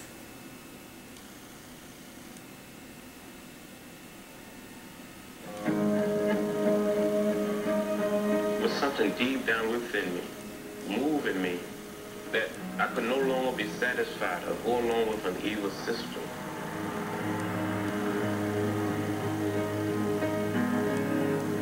Life was extremely dangerous when we were growing up. John Lewis had the respect of everybody because he was the one who demonstrated the most courage. He'd been beaten and knocked down and get up and go to find another battle. John was suppression, and it wasn't that he was a great orator, is that he was a great spirit. The power of spirituality and humility, and the willingness to suffer rather than to inflict suffering.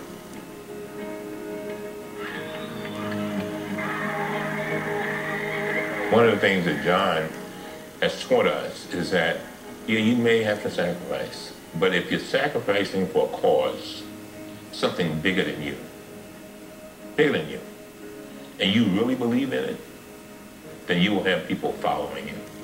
If we do not get meaningful legislation out of this Congress, we'll march through the South, through the streets of Jackson, through the streets of Danville, through the streets of Cambridge, through the streets of Birmingham.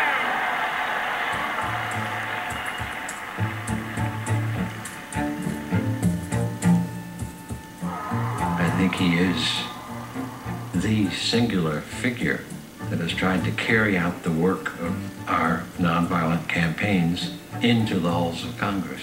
From day one, John Lewis was a role model for the members of Congress, whether they were freshmen or here a long time, because he brought with him a kind of heft, a weightiness of purpose. I got arrested a few times during the 60s. 40 times. And since I've been in Congress, another 5 times. The means by which we struggle must be consistent with the end we seek.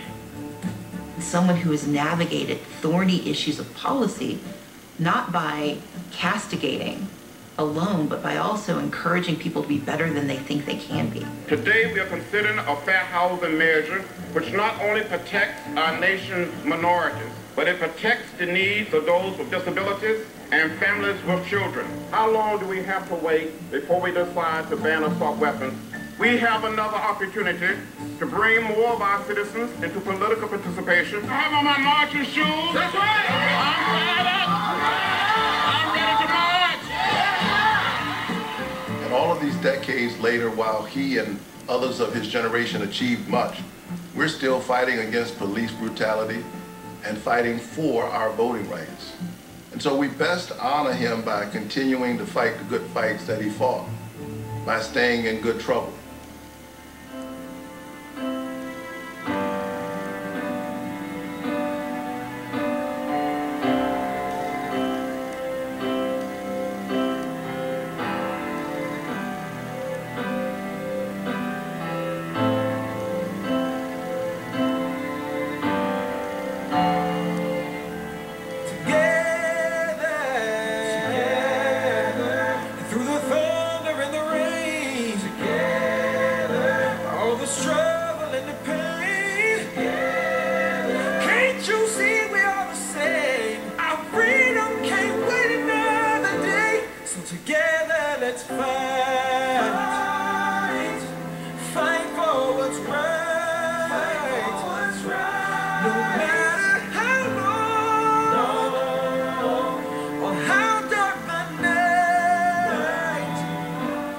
We will create a beloved community. We will redeem the soul of America. As a nation and as a people, we will get there. Climb to the mountain top, and one day we'll win. Mountain top, and one day we'll win. Together.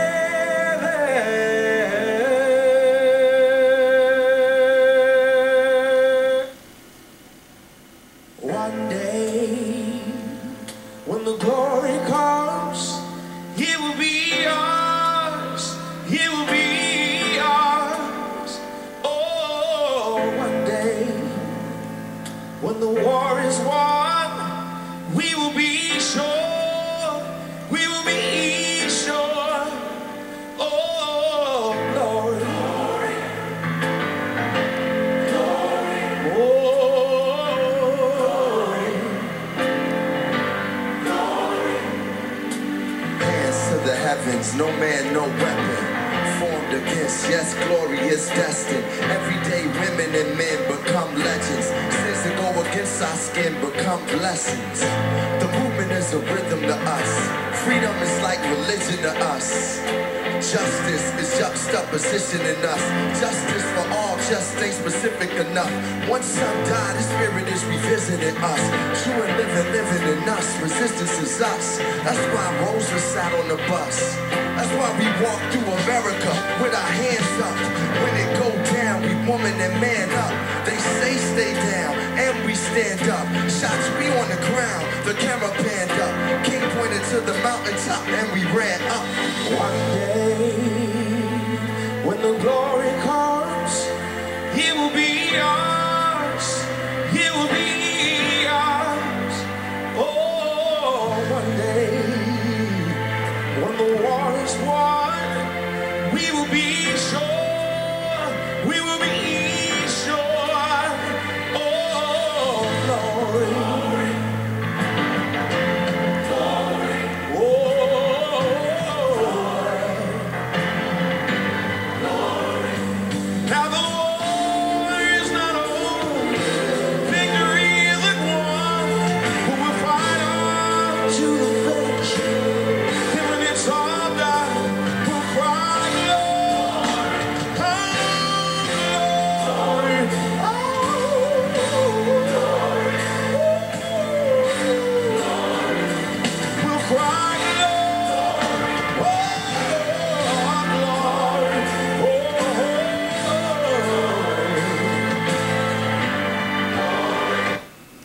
oh, President of the United States, President Donald Trump. Mr. President, thank you for being with us. Hi, Sean. Those are two very familiar voices to me and two great voices. I agree on all points. So we had Lawrence Jones. He was in Scranton today. The biggest weapon is to stay peaceful. We sing, our music is the cuts that we bleed through. Somewhere in a dream we had an epiphany. Now we right the wrongs in history. No one can win a war individually. It takes the wisdom of the elders, young people's energy. Welcome to the story we call victory. The coming of the Lord, my eyes have seen the glory. One day, when the glory comes, it will be ours. It's ours. It will be ours. Oh, one day, when the war is won, we will be sure. So sure. We will be sure. So sure to the world. God be the. Bernie and everybody else, and Biden has totally accepted it. They're anti-fracking, they're anti-everything, they're anti-fossil fuel, and our nation would go into a massive depression if that ever happened. And for the healing of the country. And so I think this issue, like the immigrant experience in previous generations, has become, in some ways, the mystical issue of the American president. And it is, and you mentioned the death of George.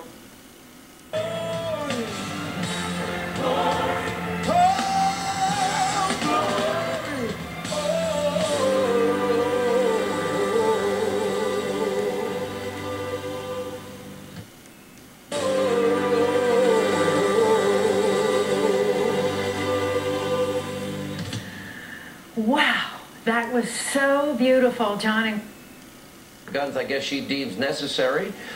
We know she's talking about no private health insurance options. She co-sponsored Medicare for All. I don't know anybody in the media that is even pointing it out. There's like zero vetting. I bet you wish you got that treatment.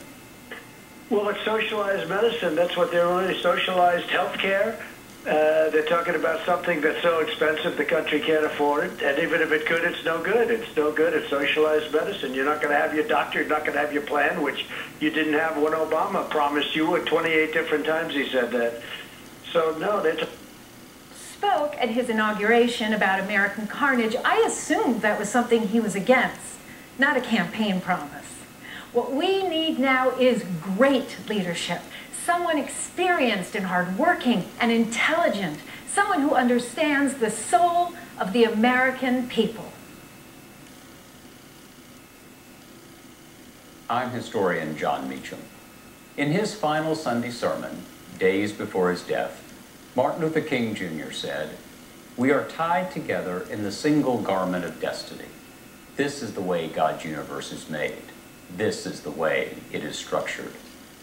A single garment of destiny."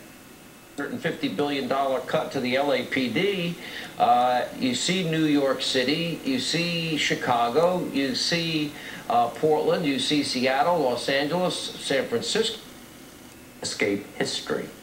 And we shouldn't want to, for many of us have been given much: liberty, opportunity, a sense of possibility.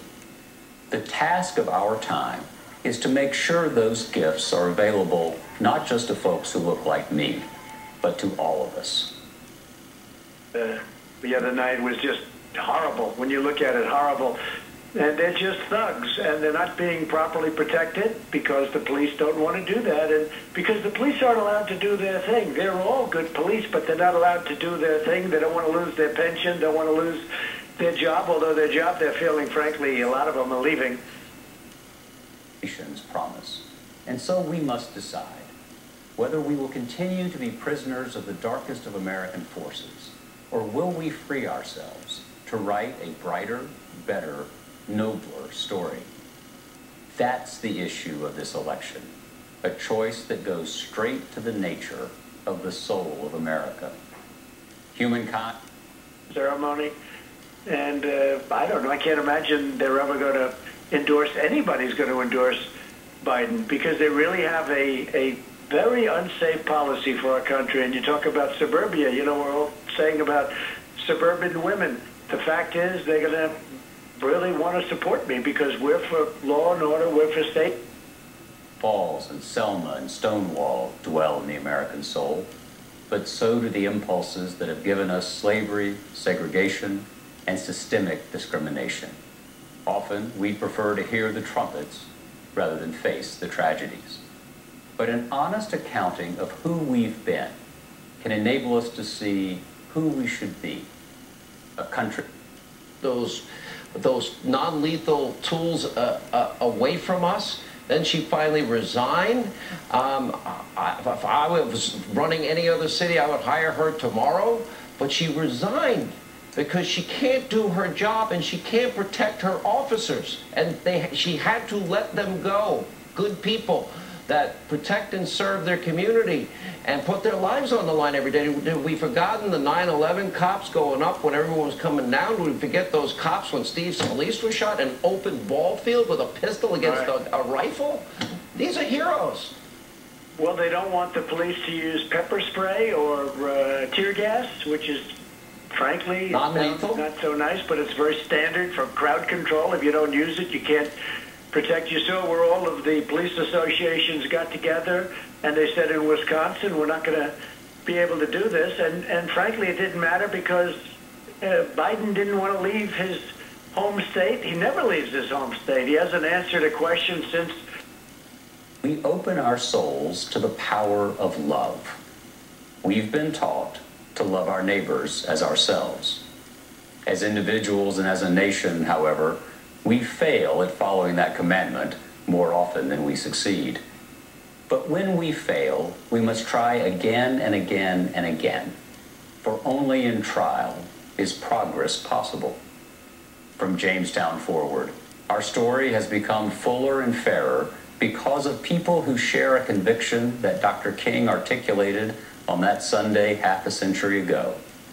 The arc of the moral universe is long, but it bends toward justice. Bending that arc requires all of us. It requires we the people. And it requires a President of the United States with empathy, grace, a big heart, and an open mind. But your job is the toughest job from my position in the world. Do you see somebody that has the strength, the stamina, the mental alertness, the mental acuity for that job? Well, you know, I don't want to get into that. Pretty obvious what's going on. I will say this. When you deal with President Xi of China, which I do all the time, and with President Putin and with President Erdogan, and you're dealing with all of these people, Kim Jong-un, of course, Obama never spoke to him. I said, did you ever speak to him before going to war? He said, no, I never spoke to him. So, you know, you're dealing with these people. I can tell you one thing. They're very sharp. They're at the top of their game. And if you're not at the top of your game, it's not going to be a pretty picture. It's like chess masters. And if you're not a great chess master, you're going to have a problem. And that we don't think he is. So I don't know. You know, one thing you left off your list, though, is he wants to take away, they will take away without question your Second Amendment. That's like without question. I've been fighting that now. Policies. But throughout our past, tribal nations have fought for and helped build this country. There were those like my Laguna grandparents who worked on our country's railroad, and those like my mother, a Navy veteran, who served this country with honor. I stand here today, a proud 35th generation New Mexican and one of the first Native American women ever elected to Congress. I'm a symbol of our resilience as the embodiment of America's progress as a nation. I know we can't take our democracy for granted, especially now as people are dying, as our land is abused, as our Constitution is under attack. We must work for it by getting involved, by registering voters, by voting. Voting is sacred. My people know that. We weren't universally granted the right to vote until 1962, and that fundamental right is more important than ever. Whether your ancestors have been here for hundreds of years or you're a new citizen, know this. Whether we vote and how we vote will determine if our nation's promise of social, racial, and environmental justice will outlast us. Joe Biden and Kamala Harris respect our past and understand our present. They will see us through this crisis of leadership that is plaguing our country, and they will help us to build a better future. Thank you.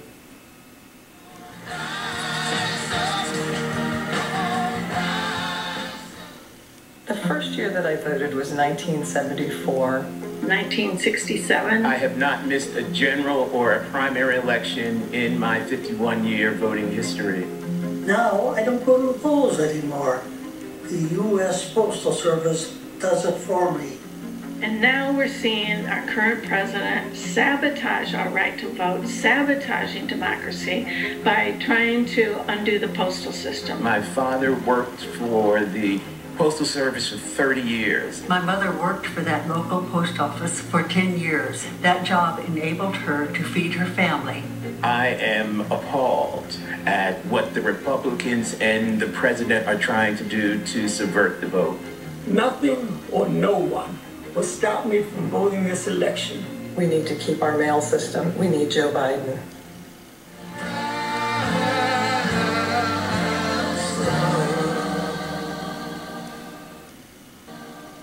Where are they going? Where are these ballots going? Who's getting them? Who is not getting them?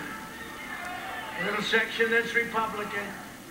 Will they be stolen from mailboxes as they get put in by the mailmen? Will they be taken from the mailmen and the mailwomen? Will they be forged? Who is signing them? Who's signing them? What, are they signed at the kitchen table and sent in? Will they be counterfeited by groups inside our nation? Will they be counterfeited maybe by the millions by foreign powers? Let me put this in my own words. I've heard Donald Trump say some pretty unhinged things. I've heard them over and over and over again. But nothing is more dangerous to our democracy than his attacks on mail-in voting during a pandemic. Okay, here's the truth. Donald Trump doesn't want any of us to vote because he knows he can't win fair and square. So whether you plan to vote by mail or in person wearing your mask, it is your vote and it's your right. Don't let Donald Trump take that away from you. For accurate, up-to-date voting information that you can trust, Text VOTE to 30330. One more time, text VOTE to 30330. That was comedian Sarah Cooper, who has rocketed in popularity this year with her imitations, her voice imitations, we should say, as you just saw, of President. Right. That's why we've seen so many attacks on our right to vote, including many that specifically target working families, young people, and communities of color. Secretaries of State are responsible for running fair, accessible, secure elections where every vote is counted and every voice is heard. We serve on the front lines defending our democracy against any and all attacks, foreign and domestic. So let's talk about this election. Despite what he says, Donald Trump can't cancel it. But he and Republicans are making it too hard for so many to cast their ballots. And now he's attacking vote by mail to distract and confuse voters.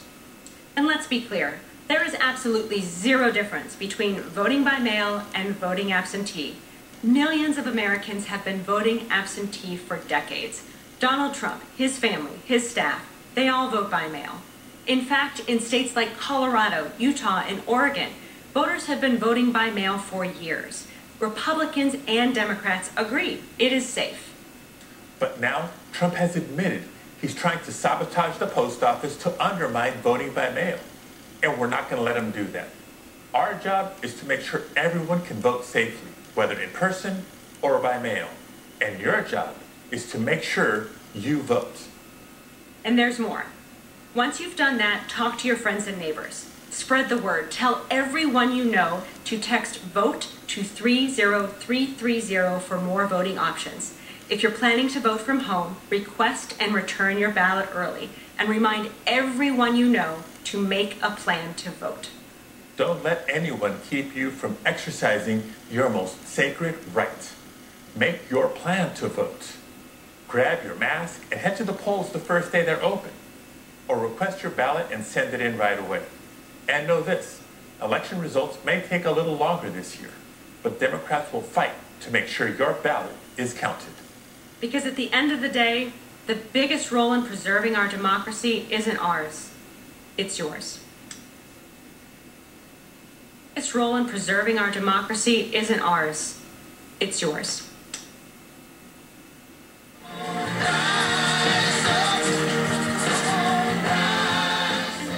Our family has a crazy history with America, and it all starts with it being a beacon for immigrants. It's really cool being like part Polish and part Puerto Rican and also part Black, because I get to, you know, for me personally, I get to be this like melting pot of America. If you were an immigrant back then, come from an immigrant family, the Democrats brought you in. We are in danger of losing the meaning of this country. Every generation before us has had to fight for what they believe in, and it's just our turn now. I was so proud when I saw the demonstrations that were going on across the country. This year's election means a lot to me because I feel like our generation is so motivated right now to make a difference. There's a lot of changes that we have to make, and I'm counting on Joe Biden, and I believe in him. In the building, my question to you then is, are you going to have poll watchers? Are you going to have an ability to monitor to avoid fraud and cross-check whether or not these are registered voters, whether or not there's been identification to know that it's a real vote from a real American? We're going to have everything. We're going to have sheriffs, and we're going to have law enforcement, and we're going to have, hopefully, U.S. attorneys, and we're going to have everybody and attorney generals. But it's very hard. I mean, you have some of these states sending them out, like Nevada, where they don't even have to check the signatures, so anybody can sign it. New Jersey just sent it out where the governor, as I understand it, just signed an executive order. Didn't even go through the legislature to get it done. And nobody's ever heard of anything like this. So they're going to be sending out 51 million ballots to people. They have no idea why it's coming, who it's going to. Unfortunately, they may have a very good idea, the people sending them. They may send them to all Democrat areas, not to Republican areas, as a... I believe in the dream of our ancestors. Together with Joe and Kamala in the White House, will raise the minimum wage so no one who works a full-time job in America lives in poverty. Together, we'll fight for those who keep us healthy, who keep us safe, who teach our children. We'll stand for those who cook and serve and clean, who plant and harvest, who pack, and always those who deliver, whose hands are thick with calluses, like my granddad's were, who lifted me high, who held mine when I was a boy. If he was alive, Joe and Kamala, he would be so proud of you. And he'd tell us, take another by the hand and another, and let's get to work. This dream ain't free. You gotta work for it. So like his generation, up and out of the Depression, let's now work together and stand together. And America, together, we will rise. It's my team. You guys build America, not Wall Street. Unions build America. That's right. The Americans just want to live meekly comfortable. I've got a wife that works as well. We've got a 17 and a 7-year-old at home, and we're still working. You know, thanks to our international executive board for getting with General Motors and making sure that it's safe for us to return back to work after 8 weeks of being laid off. I mean, it's a hoax at one point, and now here we are full blown. Yep. Well, I tell you what, the future of auto workers in America, and I really believe this, can be as bright as it was back in the late 40s, 50s. Yes. Simple reason. It's an iconic industry. It's an American industry. We made it. We made it. Yes. Thank you. It's been a very interesting 2020. I've been in the fire service 16 years and never experienced anything like COVID. We had to change our whole tactics, the way we did our day-to-day. And now, had a hurricane that just came in 2 weeks ago, and we were almost right on the eye. I mean, we were doing things we never thought we'd be doing.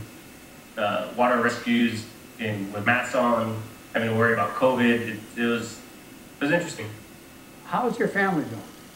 Well, I'm a single dad. I have a almost 5-year-old who's in my world. And I'm very lucky that my parents are retired. My mom actually retired right after my daughter was born to help us with her. And she was so looking forward to pre-K, going to the big school, like she says.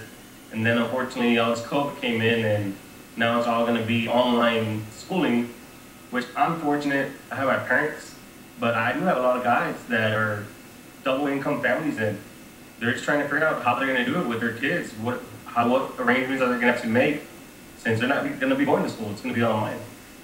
It's 2 people in my household. I have a family of 2, and we have grown-up kids that are no longer in the household. But it takes 2 people to build. We have an ongoing goal of a 5-year goal of buying a house in the next 5 years. So hopefully we'll save. Look, everybody, you talked about the middle class. The fact is that the way middle class people generate wealth overwhelmingly is building up equity in their home. And that's what gets passed on from one generation to the next, the equity in a home. You know, the middle class is continuously taking hits, and one of the reasons why we're on this call is we realize how important it is to have you in the White House. We need a comprehensive energy policy for renewable resources, which I know you have one. And if we're going to build the middle class, it's about the jobs. The future really rests on investment. We're going to be investing $2 trillion in infrastructure, ports, bridges, highways, making sure that we have access to do things that really make a difference, like what you're doing at solar facility outside of Harrisburg. You know, I'm a Scranton boy. You know, central Pennsylvania is okay, but, you know, northeast. Keep the faith, guys. Right. Okay? Thank you, sir. Thank you so much. American workers together.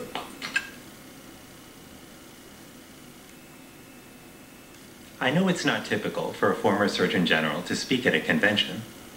Surgeons General are appointed by presidents, but our work isn't about politics. Let's now to our analyst, Michael Nutter. And our job is to speak the truth about public health, even when it's controversial or perceived as political. So here's the truth. Our nation absolutely has what it takes to overcome the COVID-19 pandemic that's claimed tens of thousands of our loved ones. We have the talent, resources, and technology. What we're missing is leadership. We need a leader who works with states to ensure that everyone who needs a test gets one and gets results quickly. A leader who secures a safe, effective vaccine and distributes it quickly and fairly. A leader who inspires us to practice distancing and wear masks, not as a political statement, but as a patriotic duty, a commitment we make to one another. That's why I'm here tonight, not because of politics or for party, but because I know Joe Biden can be that leader. I've worked with Joe Biden. I've seen who he is with no cameras around, how he sits with people in their pain and holds them in his heart, how he pores over COVID briefings, asking smart questions, letting science guide his way, just as he did when managing the Ebola crisis. And 6 years ago, when Joe Biden met my family, many of them immigrants awed to be in the nation's capital, I saw how he kneeled beside my grandmother's wheelchair, took her hands in his, and said, "Thank you for choosing us, the United States of America, as the place to trust with your family." Tonight, as a father, son, and grandson, as a doctor who swore an oath, and as an American who loves my country, I can tell you that Joe Biden is the man I trust to look out for my family, and the leader I know will heal this nation.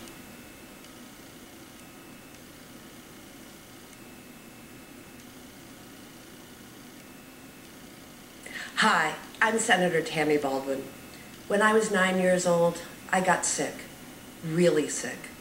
I was hospitalized, but since my grandparents were the ones raising me and our family's health plan didn't cover grandkids, they were forced to pay out of pocket for my 3-month hospital stay. I got better, but the insurance companies didn't. They refused to cover me at any cost because I was marked child with a pre-existing condition. We all have stories like this. Stories about a time when the system was rigged against us, when we were counted out, left out, pushed out. Just think of what we've heard these past 4 days. Healthcare professionals who don't have the protective gear they need. Young people whose asthma will get worse as our air quality does. The gear they need. Young people whose asthma will get worse as our air quality does. Workers who are afraid of losing their jobs. Each story begs this simple, fundamental question, a question that gets to the heart of the choice in this election. What kind of country do we want to be? Do we want to be a country where millionaires get to dodge taxes, or one where working families get a break? Do we want to be a country where medical bills bury people in debt, or one where health care is affordable for all, or where tens of thousands of people die from a virus, or where the American dream lives? I think we know the answer to that fundamental question, because most of us want the same things. Good schools in our neighborhoods, racial justice, the freedom to love who we want, dignity in our work, and an economy where small businesses and working families thrive. And over the past months, we've added another to that list, a nation free from COVID. That's why Joe Biden and Kamala Harris are the only answer in this election. Trust me, they are.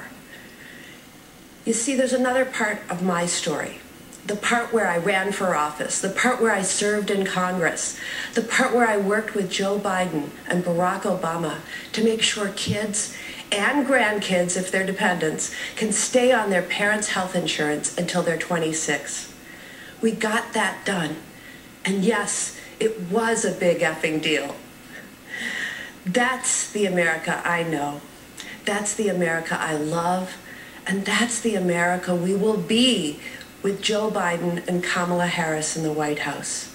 A nation that plans, a nation that builds, a nation that builds back.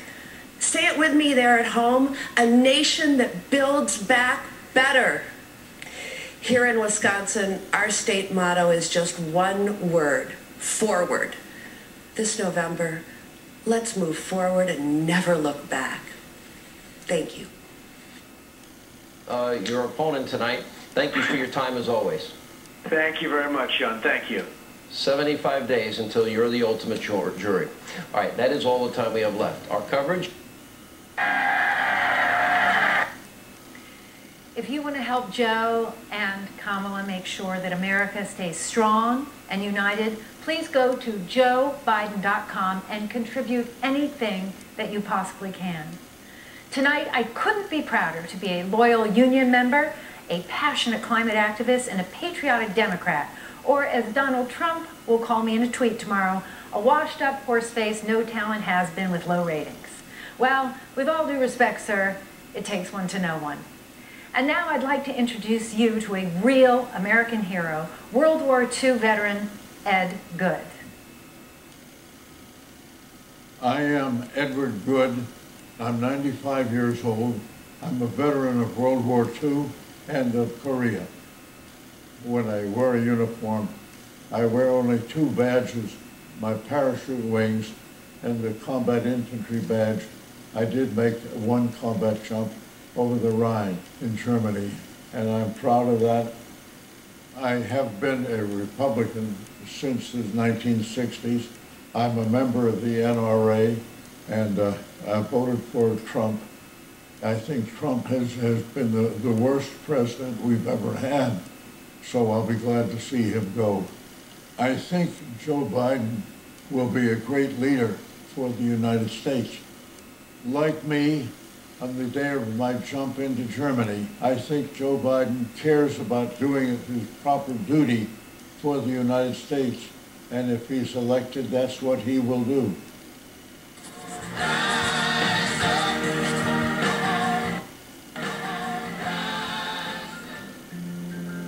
This year's election is very important.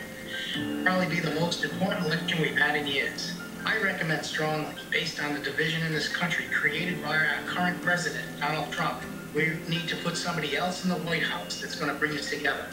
Now, let me just explain something.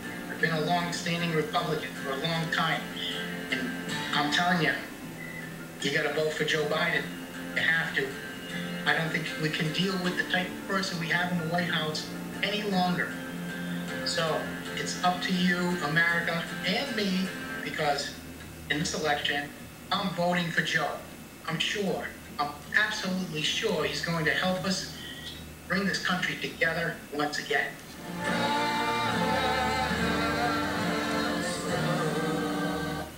Jump into Germany. I think Joe Biden cares about doing his proper duty for the United States, and if he's...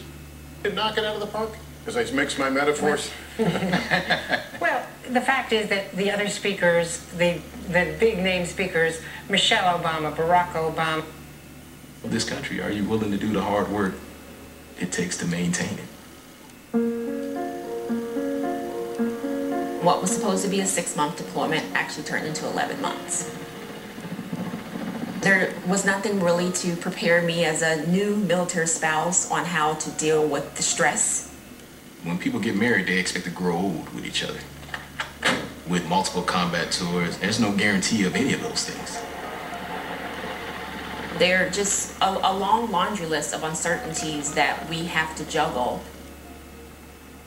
You know, Joe has always cared about military families. They've been through so much. When I went to Iraq, one of the generals said, you know, I want to share this story with you. In his daughter's class, it was a Christmas program, and they were playing the Ave Maria. And one of the little girls burst into tears. And the teacher ran over and said, "What's the matter? What's the matter?" And she said, "That's the song they played at my daddy's funeral. He died in the war." The teacher had no idea that that little girl's father had fought in the war and had died. And that night I said to my staff, I'm a teacher. We can do better. We've got to do better to help our military kids. The Bidens have a track record of helping military families, and we've seen it with their work that they've done with joining forces and how they were able to, where he lives. And yes, I mean, all of us were supposed to be in the home of... To, you know, rally a country behind us. Men and women we send to war to defend our nation. Care for them and their families while they're gone, and care for them and their families when they come home. It was the very first time that I, as a military spouse, felt like someone was listening to us and someone cared. It's not just the service member who serves, the entire family serves as well. Joe said we have one sacred obligation to take care of our military members. During this pandemic, for sure, so many veterans have lost their jobs. So many military spouses have lost their jobs. That's one of the things that will be a priority in a Biden administration. We will make sure that all Americans have health care, employment, the things that families need to thrive. When people show you who they are, believe them the first time, and we know exactly who Joe is. He is the best candidate for America, not just for our families, but for all families.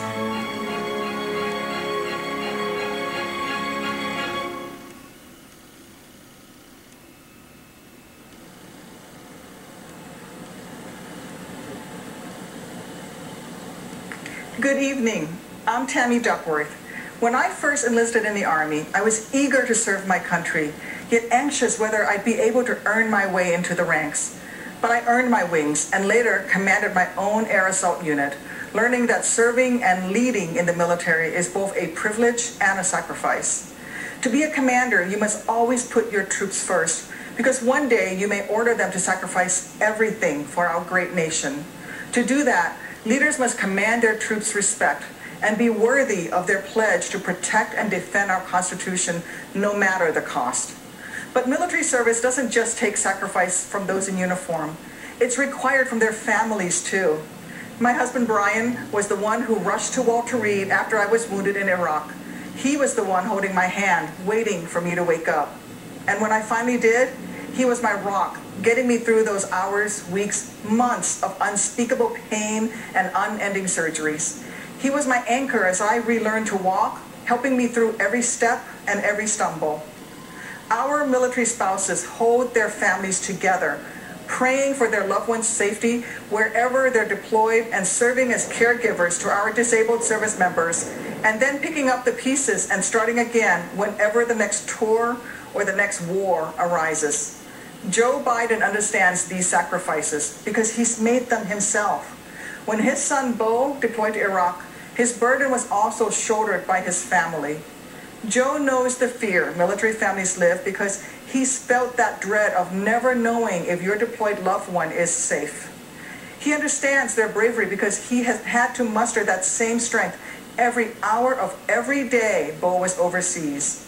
That's the kind of leader our service members deserve. One who understands the risks they face and who would actually protect them by doing his job as commander-in-chief.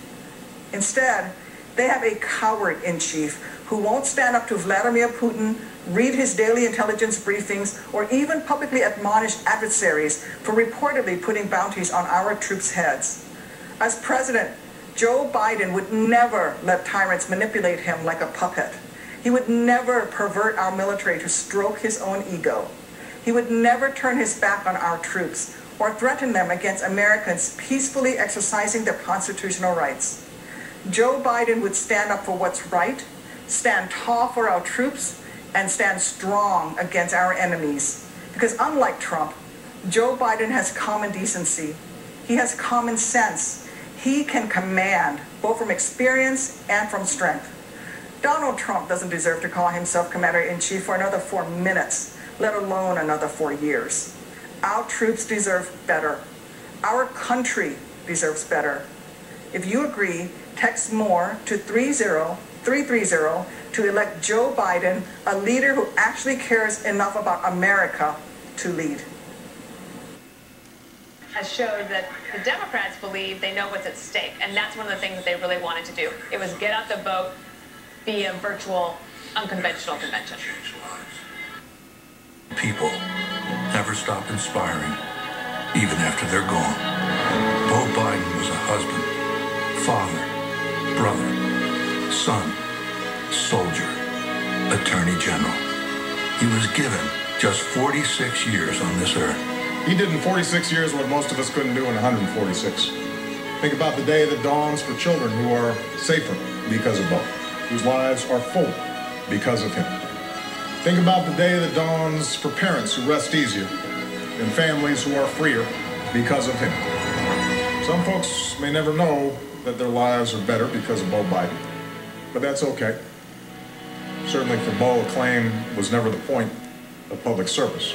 If you knew Beau, you knew he lived by the strictest code of honor, duty, service, country.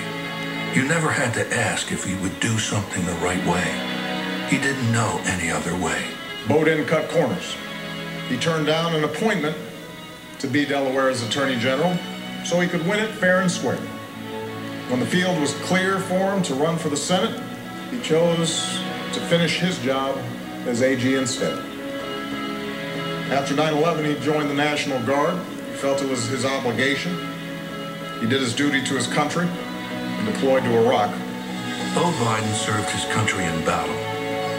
He prosecuted one of the worst child predators in American history. And even though he is no longer with us, every day he still inspires the next president of the United States. It won't be possible for me to be here this fall, so I have something to ask of you. Be there for my dad, like he was for me.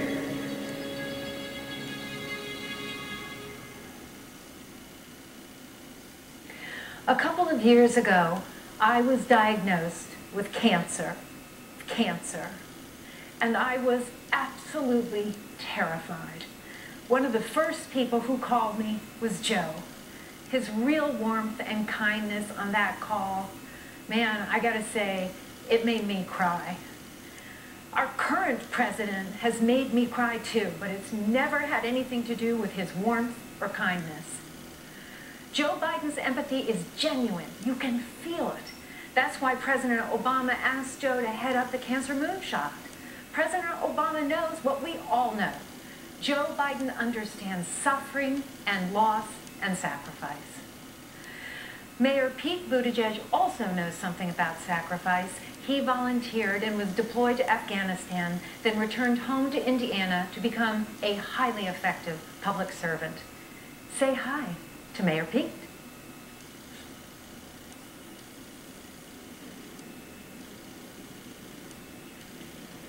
Good evening.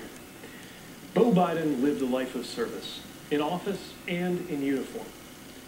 When you put your life on the line for this country, you do it not because it's the country you live in, but because it's a country you believe in.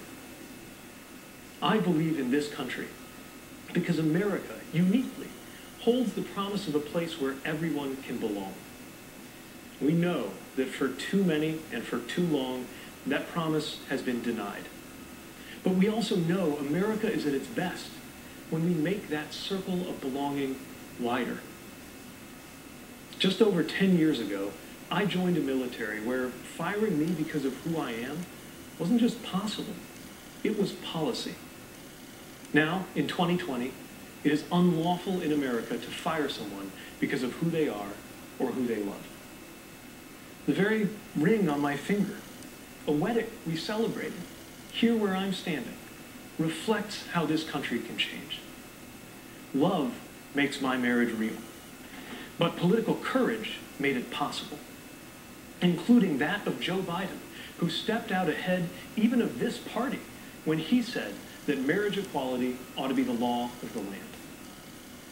There is a long way to go, but if this much can change between 2010 and 2020, imagine what could change between now and 2030. Imagine what we could achieve, this coalition we are building this very season, gathering progressives and moderates, independents, and even what I like to call future former Republicans, standing for an America where everyone belongs. Joe Biden is right. This is a contest for the soul of the nation. And to me, that contest is not between good Americans and evil Americans. It's the struggle to call out what is good in every American.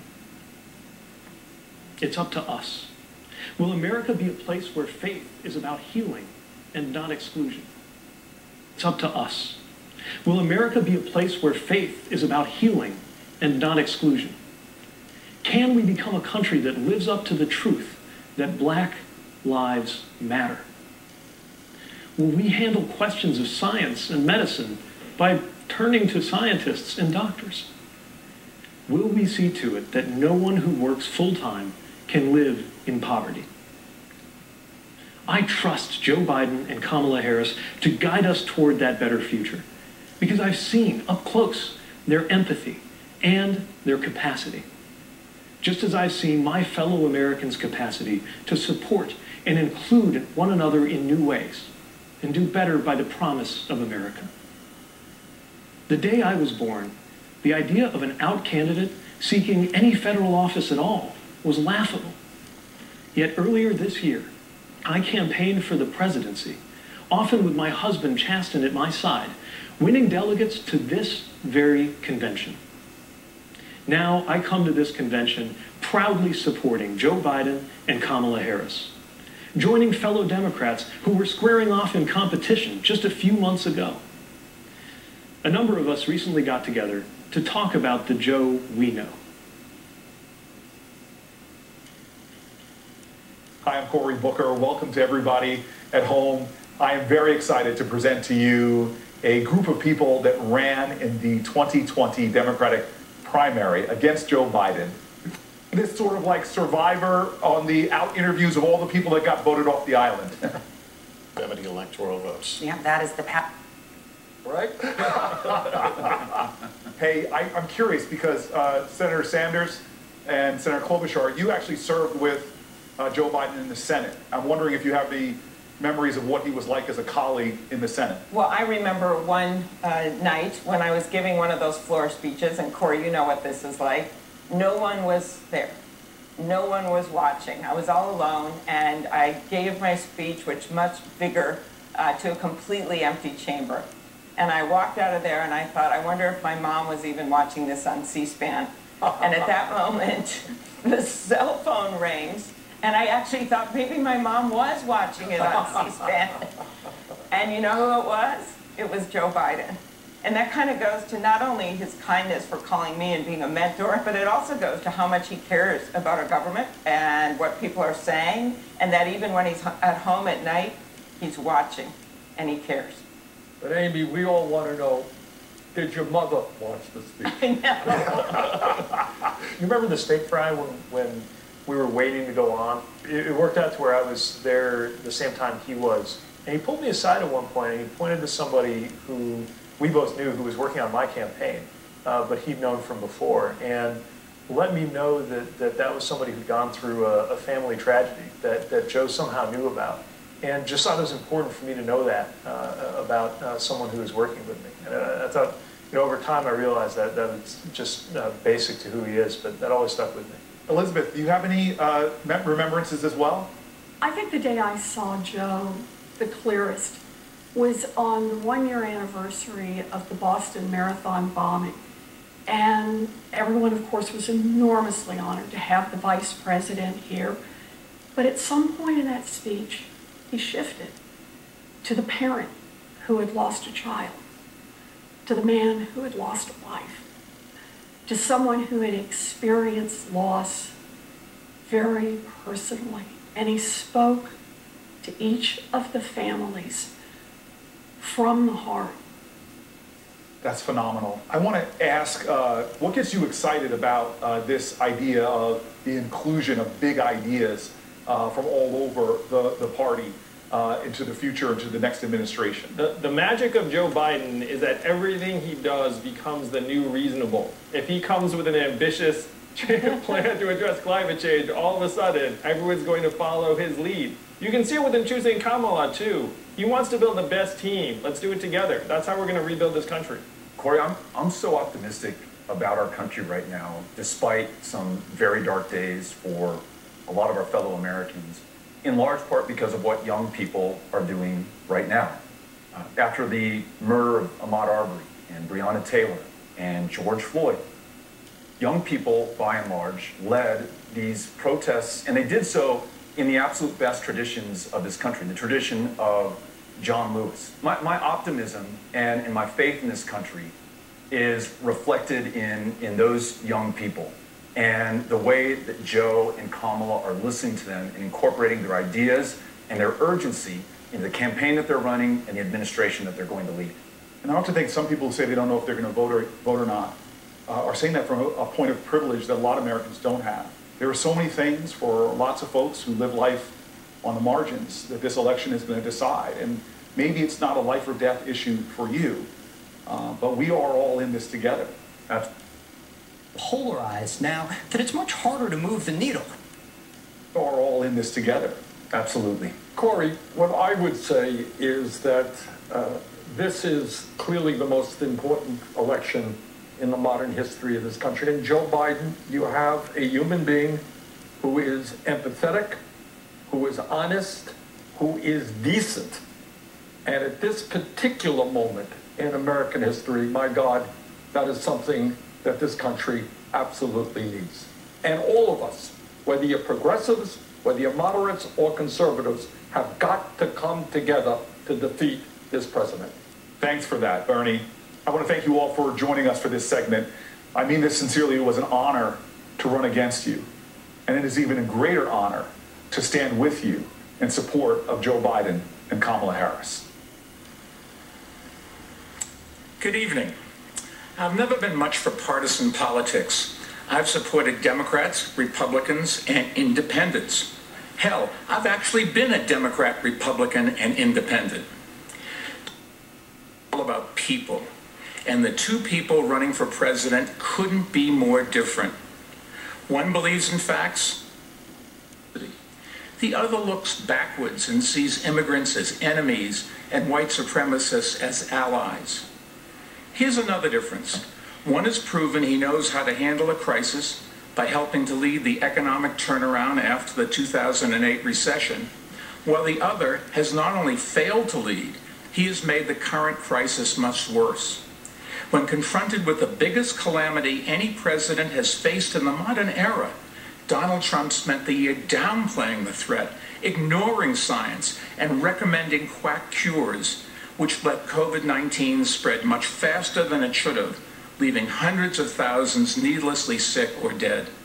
He has failed the American people catastrophically. 4 years ago, I came before this very convention and said, New Yorkers know a con when we see one. But tonight, I'm not asking you to vote against Donald Trump because he's a bad guy. I'm urging you to vote against him because he's done a bad job. Today, unemployment is at historic highs, and small businesses are struggling just to survive. It didn't have to be this way. Before I ran for mayor, I spent 20 years running a business I started from scratch. So I want to ask small business owners and their employees one question, and it's a question for everyone.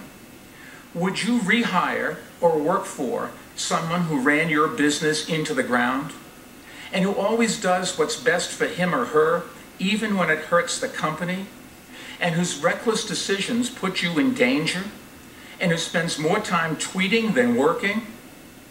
If the answer is no, why the hell would we ever rehire Donald Trump for another 4 years? Trump says we should vote for him because he's a great businessman? Really? He drove his companies into bankruptcy 6 times, always leaving behind customers and contractors who were cheated and swindled and stopped doing business with him. Well, this time, all of us are paying the price, and we can't let him get away with it again. Donald says we should vote for him because the economy was great before the virus? Huh? Biden and Obama created more jobs over their last 3 years than the Trump administration did over their first 3. And economic growth was higher under Biden and Obama than under Trump. In fact, while Biden helped save 1 million auto industry jobs, Trump has lost 250,000 manufacturing jobs. So when Trump says he wants to make America great again, he's making a pretty good case for Joe Biden. Look, our goal shouldn't be to bring back the pandemic economy. It should be, as Joe says, to build it back better. Joe's economic plan will create clean energy jobs that help fight another crisis that Trump is ignoring, climate change.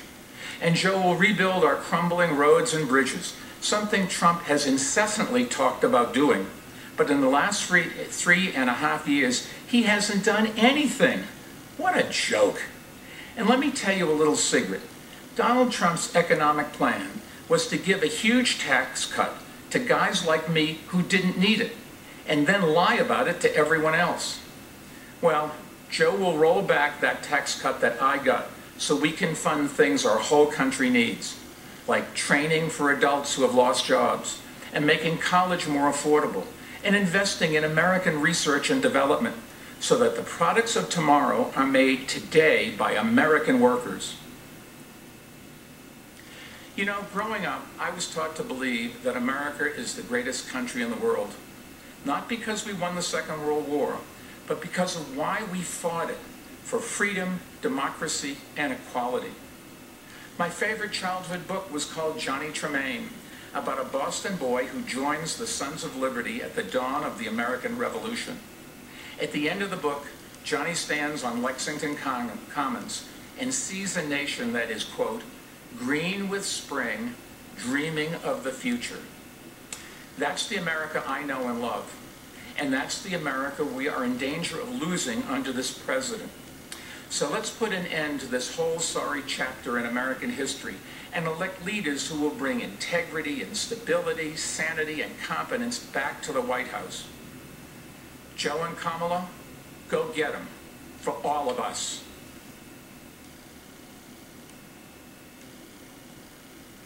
We can help you find the best and safest way to vote in your state. Simply text VOTE. Right there. He entered the presidential race, spent billions of dollars when he thought Joe Biden was unlikely to get the nomination. Of course, once Joe Biden won in South Carolina, he rolled into the nomination. We're about to hear now from Braden Harrington. Nomination, he kind of hit a buzzsaw during the debates. Where does he stand? Say hello to Braden Harrington. Hi, my name is Braden Harrington, and I'm 13 years old. And without Joe Biden, I wouldn't be talking to you today. About a few months ago, I met him in New Hampshire. He told me that we were members of the same club. We stutter. It was really amazing to hear that someone like me became vice president. He told me about a book of poems by Yeats he would read out loud to practice. He showed me how he marks his addresses to make them easier to say out loud. So I did the same thing today. And now I'm here talking to you today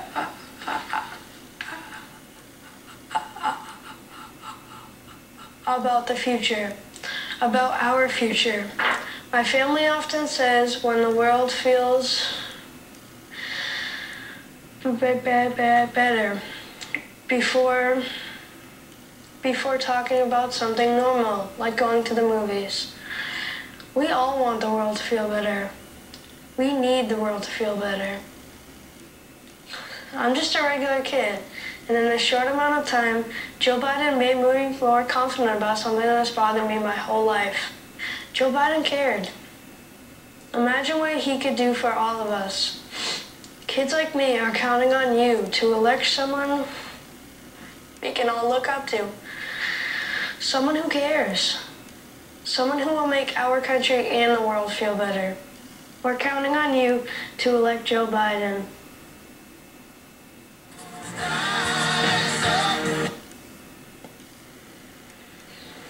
And that's Braden Harrington, who is now being tutored by Joe Biden, who has stuttered with, who struck.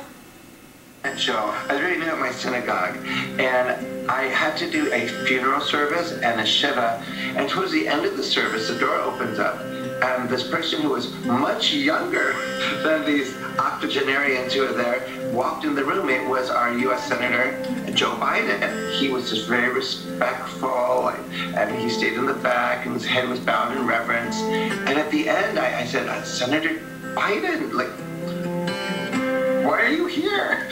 Because how does a nice Irish Catholic boy know from Shiva? And what he said was just so lovely. He said, this dear lady gave $18 to my campaign from the very first time I started in 1972. So he wanted to show his respects by saying thank you. And that just blew me away.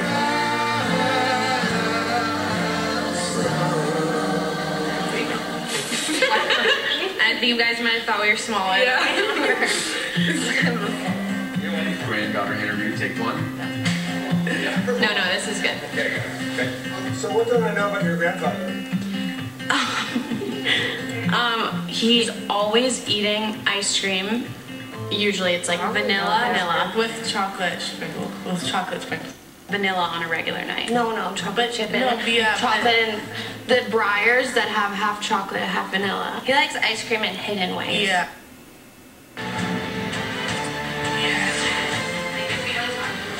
Welcome back to Wilmington, Delaware, the center of the... He always calls with the same energy, even after he's just done 15 interviews in a row. Hi, Pop. I was just talking about you. I don't necessarily pick up every day, but I have a lot of voicemails. He will pick up our calls no matter where he is. He'd be like on stage giving a speech, and we'd call him and he'd be like, "What's wrong? Is everything good?" And we'd be like, "Just calling to check in." Yeah. What does the word family mean to you? It's a lot of time together. It's like we've grown up together. He's made sure that every single tradition, every holiday, we're all together. I don't think that there's been any decision, no matter how big or small, that we haven't decided as a family. Pop told us that this election would be totally different from any other election ever. He was worried how it would affect his kids. Whether or not we wanted to go through another campaign and be scrutinized by the press. There had been talks of a big meeting coming. It's normally called by the parents, I would say, but this time it was called by me. I came down from Penn, and Maisie came up from DC, and my cousins lived down the road. He thought we were calling a meeting sort of to like discuss, whether or not we wanted him to, but really we were calling it to be like, get in that race, hurry up. We just knew that he had to run, and we weren't gonna take no as an answer. At the end of the day, I think we're all very happy we had that meeting. All right, well, when you get back there, give me a call to tell me how the whole thing went, okay? Okay, I will. I love you, baby. I love you too. We want to ensure that our kids live in a nation that is safe, happy, healthy, and fair. And so this election... We're voting for Joe Biden. Let's have a conversation with these kids. Let's do it. So, let's jump right in, shall we? What does jump in mean? Mommy, I can't be quiet. Why?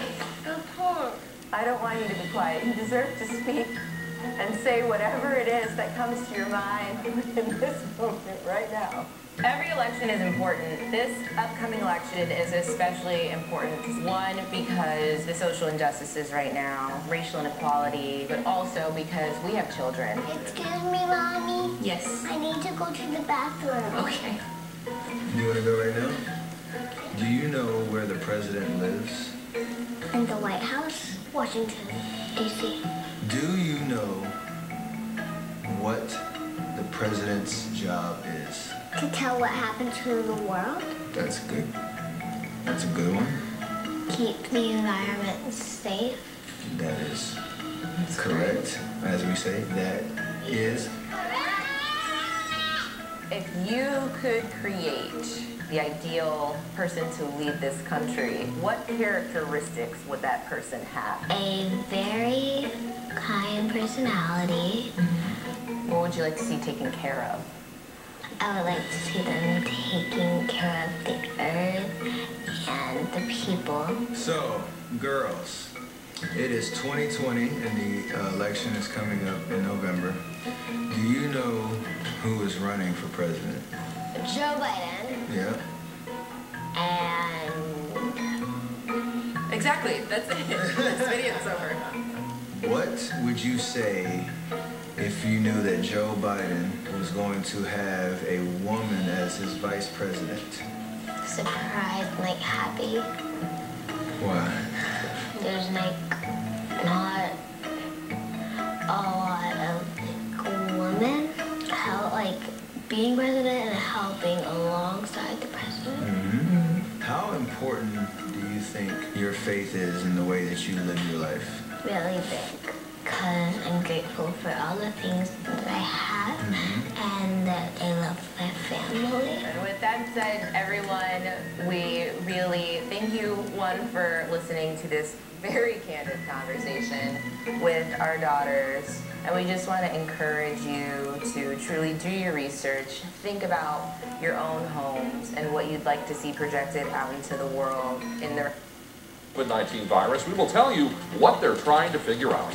He became a household name when he became infected. Climate change, equality. Every vote counts. Just remember that. You gonna dance out? Here's the big question. How much of your time and energy are you willing to devote to elect Joe Biden? Here's my answer. I'm going all in. Look, elections can break your heart, but sometimes they can make you sing from the mountaintops. And this year, we're gonna sing. This year, we're gonna elect a president who's honest, experienced, and intelligent. A president who actually believes in the rule of law, who will restore dignity and normalcy to the White House and the soul of this nation. That the arc of the moral universe is long, but it bends towards justice, and it takes time. And boy, won't that be something. One of my favorite things Joe Biden says is that you can succeed in life without sacrificing your ideals or your commitment to family. So, who better to introduce our nominee, Joe Biden, than his children? I'm Hunter Biden. And I'm Ashley Biden. Joe Biden is our dad. And Beau is our brother. We want to tell you what kind of president our dad will be. He will be tough. And honest. Caring. And principled. He'll listen. He'll be there when you need him. He'll tell you the truth even when you don't want to hear it. He'll never let you down. He'll be rock steady. The strongest shoulder you can ever lean on. He'll beam with pride every time you succeed. He'll make your grandkids feel that what they've got to say matters. He'll treat everyone with respect, no matter who you are. He'll get up no matter how many times he's been knocked down. He'll be the worst enemy any bully ever saw. He'll be the best friend you've ever had. He'll love you with all of his heart. And if you give him your cell phone number, he's going to call it. How do we know? Because he's been that way our whole lives. He's been a great father. And we think he'll be a great president. Beau isn't with us any longer. But he is still very much alive in our hearts.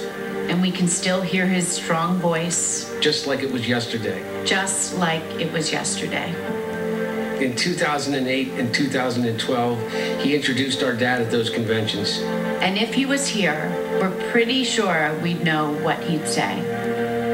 So before we show you a film about our dad's journey, we wanted to give Beau the last word. Beau? Beau, take it away. In moments both public and private, he's the father I've always known, the grandfather my children love and adore, my father, my hero, Joe Biden.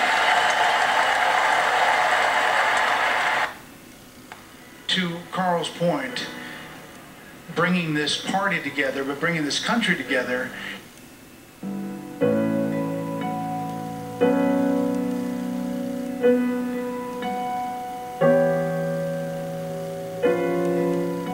Our lives have been turned upside down, shattered, and shaken.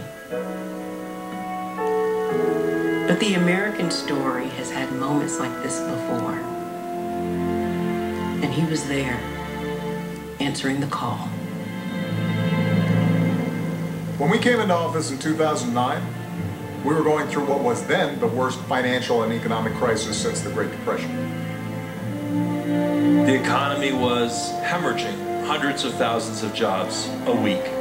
People were losing their homes to foreclosure. The financial system was in tatters. Auto sales had dropped to near zero levels. The auto companies faced bankruptcy, and many said, let them fail. But Joe remembered his father and what it meant to lose a job.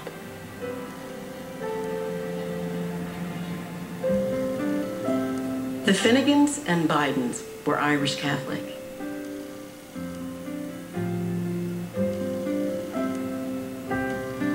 Joe was their first.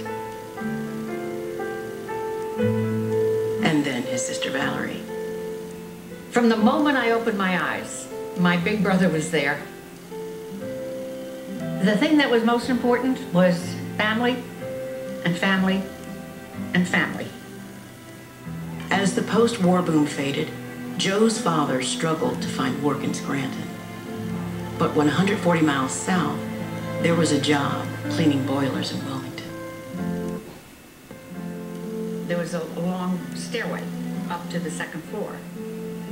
Dad went up to Joey in our bedroom and saying, Joey, you gotta be a big boy. For the first time, Joe saw the heavy burden on a father, and it was a lesson he would never forget. The job is a lot more than a paycheck. It's about dignity. The country was losing tens of thousands of jobs a day, and they needed 3 votes to pass the economic rescue package. Joe Biden was handled the task of going to get those 3 Republican votes. Joe returned to the place where he had been so effective. Passionate argument, sympathetic listening, a willingness to make adjustments and accommodations to bring people on board. When the law finally passed, the president tapped his partner to run the program. Joe tracked every dollar, calling mayors and governors. Talked to them on the phone, one-on-one. He gave all of them his cell phone. Watched him bring his heart to that job. It matters that you have in your mind the family that you're trying to reach, the neighborhood that you're trying to reach, the people whose lives are affected by what you do. The skills that had made him so effective had not come easy. When he entered school, there was a problem. Joe had a stutter. And it's mortifying. It allows that child to become an object of ridicule. When his teacher mimicked him and Joe ran home from school, his mother drilled him back. Did you say to my son, Mr. Biden? The nun said, I was just trying to make a point. My mother stood up, all 5'2" of her. If you ever talk to my son like that again, I'll come back and rip that damn bonnet off your head. Do you understand me? Joey, go back to class. Joe resolved to overcome his stutter. Some letters are harder than others. And I used to get up at night and go stand in front of the mirror with a flashlight and practice. She'd make me look her in the eye. Look at me. Remember, Joey, you're the smartest boy in that class. Nobody's better than you, Joey. From having to deal with stuttering, it gave me insight into other people's pain, other people's suffering.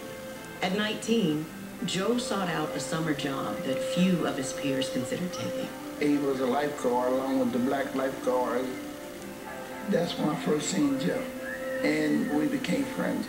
It was one of the best things I've ever done because it gave me a sense that we really didn't know one another. After Martin Luther King Jr. was assassinated, riots broke out in Wilmington, and the National Guard stayed for almost a year. Wilmington, and the National Guard stayed for almost a year. I quit a law firm and asked for a job to become a public defender. That's what sort of got me involved in politics. J. Caleb Boggs was a popular war hero in a solidly Republican state, and few took Joe's campaign seriously. In Delaware, the Democratic Party was non-functional. When it got time to put up a candidate, they didn't want to touch it. This young upstart, Joe Biden, who had a lot of ideas and no money, no influence, the party said, okay, well then go ahead, Biden, Give it a whirl. That's all I can ask. Look, if you like it, you see, help me out. If not, vote for the other fellow. Look me over if you would. You know, we'd have a coffee, and we'd come out of that, we'd have 5 more coffees. He was very articulate on the issues. He brought people to say, not just that, well, I agree with what you're doing, is, you know, what can I do to help? Delaware is the first state. KELO, who is the incumbent Republican, being challenged by Joseph Biden. Biden is a Democrat who's 29 years of age.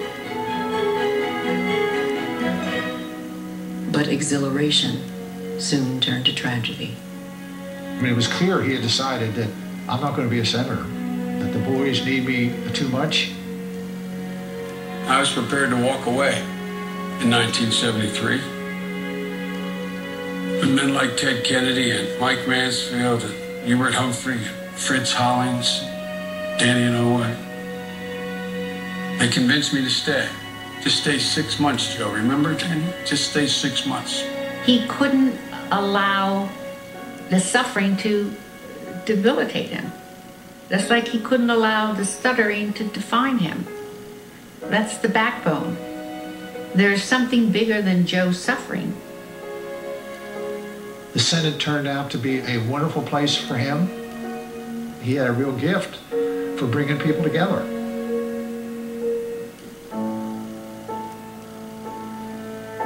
The 3 of them had a bond that was forged in sorrow and expanded into joy when Jill entered. They had built this beautiful family, this circle of trust. And then the extra gift of Ashley. Growing up, it was full of adventure, laughter. We do everything as a family, and we've always done everything as a family. He was always a good, loving father. I mean, there's nothing more important to Joe than his children. It's hard to explain how ever-present he was in our lives. You don't have to guess what my dad believes. A great benefit of being my father is that he doesn't have to contort himself into different people at different times. Bo was going to do fine things. I mean, he had it all. And then he got sick. The whole world tilted. And it felt like we were all falling off. Once again, Joe faced the unimaginable. My mother, she said, bravery resides in every heart, and someday it will be summoned.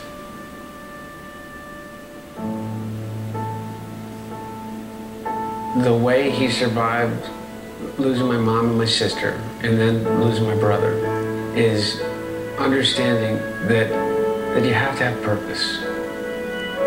Every day I get up, I ask myself, I hope he's proud of me. Because that's the thing that makes me move on. From his time in the Senate and then the White House, Joe always found a way forward, forging unlikely friendships and alliances, and his country whole. It's a very rare quality to bring your empathy skills to the process of governing. Joe Biden never forgets that that's the point of moving the wheels of government. He will keep his word. He will reach out and hear what other people have to say.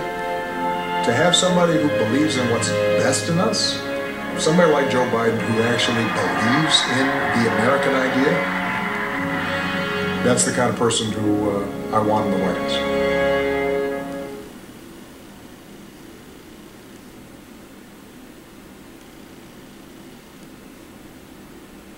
Good evening. Ella Baker, a giant of the civil rights movement, left us with this wisdom. Give people light, and they will find the way. Give people light. Those are words for our time. The current president has cloaked American darkness for much too long. Too much anger, too much fear, too much division. Here and now, I give you my word. If you entrust me with the presidency, I will draw on the best of us, not the worst. I'll be an ally of the light, not the darkness. It's time for us, for we the people, to come together. for we the people to come together. And make no mistake, united we can and will overcome this season of darkness in America. We'll choose hope over fear, facts over fiction, fairness over privilege. I'm a proud Democrat, and I'll be proud to carry the banner of our party into the general election. So it's with great honor and humility, I accept this nomination for President of the United States of America. But while I'll be a Democratic candidate, I will be an American president. I'll work hard for those who didn't support me, as hard for them as I did for those who did vote for me. That's the job of a president, to represent all of us, not just our base or our party. This is not a partisan moment. This must be an American moment.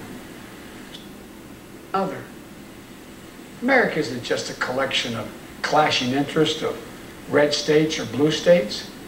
We're so much bigger than that. We're so much better than that. You know, nearly a century ago, Franklin Roosevelt pledged a New Deal in a time of massive unemployment, uncertainty, and fear. Stricken by a disease, stricken by a virus, FDR insisted that he would recover and prevail, and he believed America could as well. And he did, and we can as well. This campaign isn't just about winning votes. It's about winning the heart and, yes, the soul of America. Winning it for the generous among us, not the selfish. Winning it for workers who keep this country going, not just the privileged few at the top. Winning it for those communities who have known the injustice of a knee on the neck. For all the young people who have known only America being rising inequity and shrinking opportunity, they deserve the experience of America's promise. They deserve to experience it in full. You know, no generation ever knows what history will ask of it.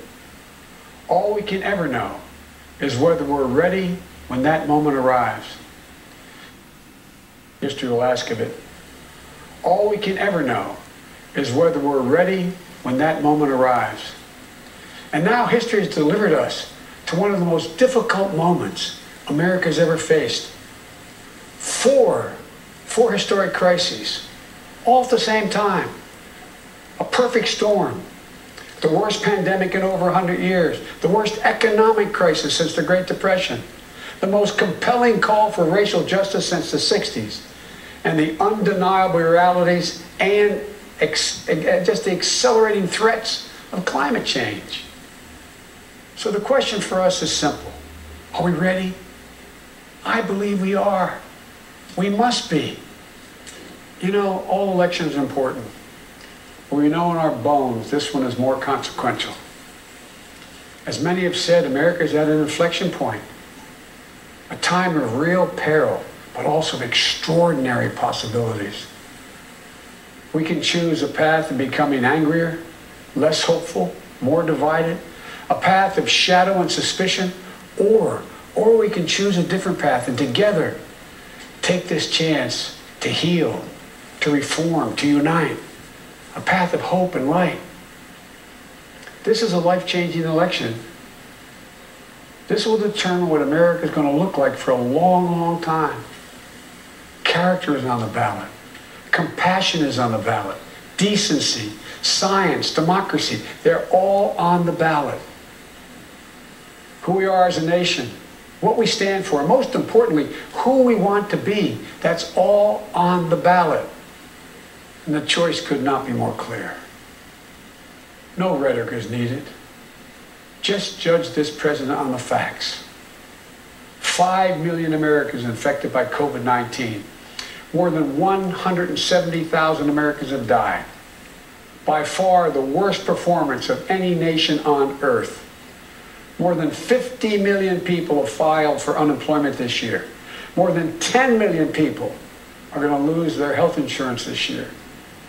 Nearly 1 in 6 small businesses have closed this year. And this president, if he's reelected, you know what will happen. Cases and deaths will remain far too high. More mom and pop businesses will close their doors, and this time for good. Working families will struggle to get by. And yet the wealthiest 1% will get tens of billions of dollars in new tax breaks. The CARE Act will continue until it's destroyed, taking insurance away from more than 20 million people, including more than 15 million people on Medicaid, and getting rid of the protections that President Obama worked so hard to get passed for people who have 100 million more people who have pre-existing conditions. And speaking of President Obama, a man I was honored to serve alongside for 8 years as Vice President, let me take this moment to say something we don't say nearly enough. Thank you, Mr. President. You were a great president, a president our children could and did look up to.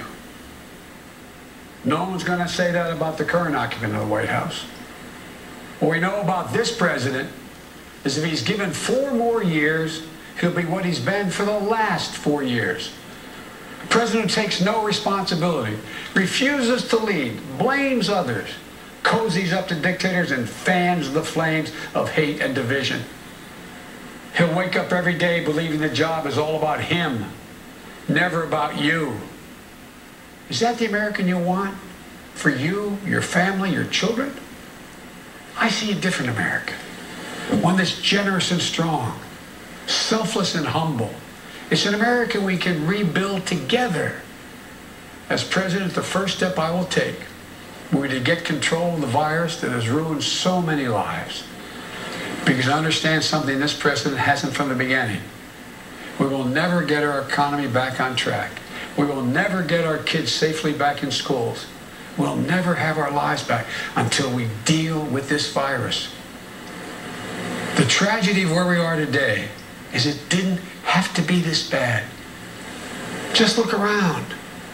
It's not this bad in Canada or Europe or Japan or almost anywhere else in the world. And the president keeps telling us the virus is going to disappear. He keeps waiting for a miracle. Well, I have news for him. No miracle is coming. We lead the world in confirmed cases. We lead the world in deaths. Our economy is in tatters with Black, Latino, Asian American, Native American communities bearing the brunt of it. And after all this time, the president still does not have a plan. Well, I do. Out since March, will develop and deploy rapid tests with results available immediately. We'll make the medical supplies and protective equipment that our country needs.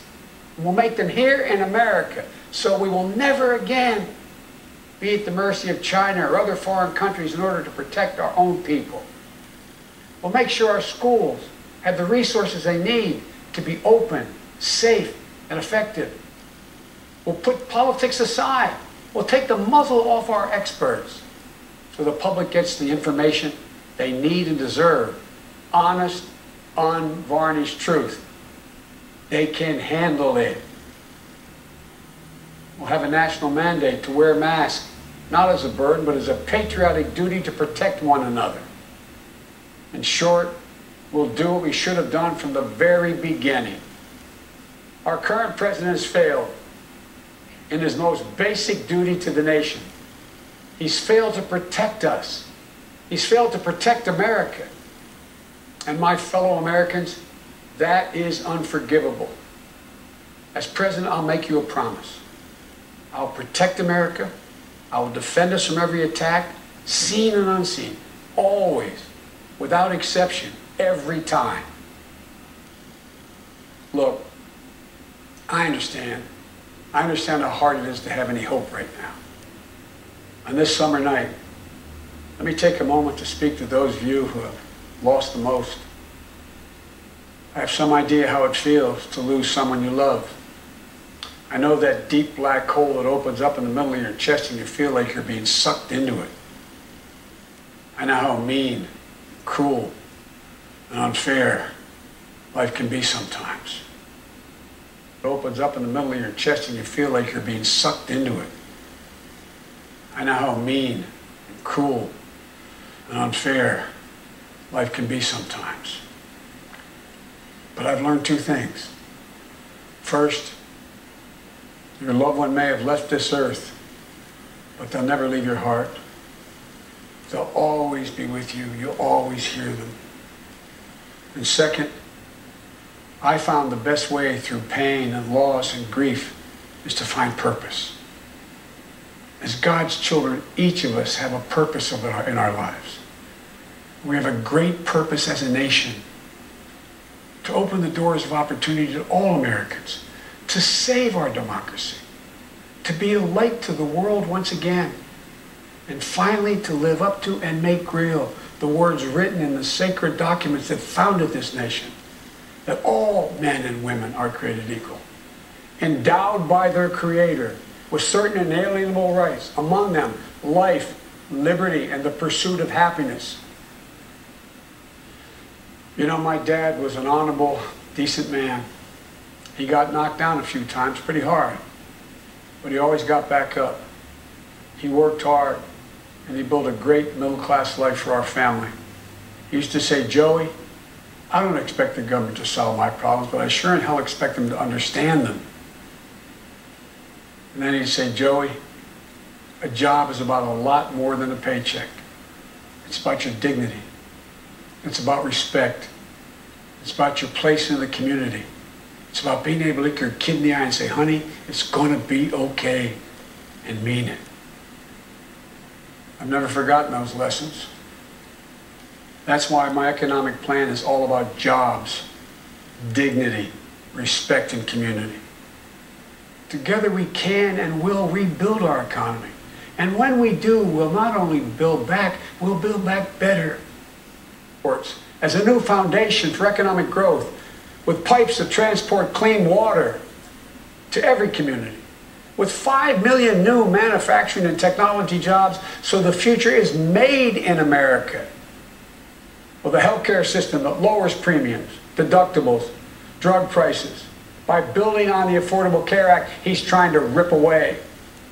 With an education system that trains our people for the best jobs of the 21st century. There's not a single thing American workers can't do.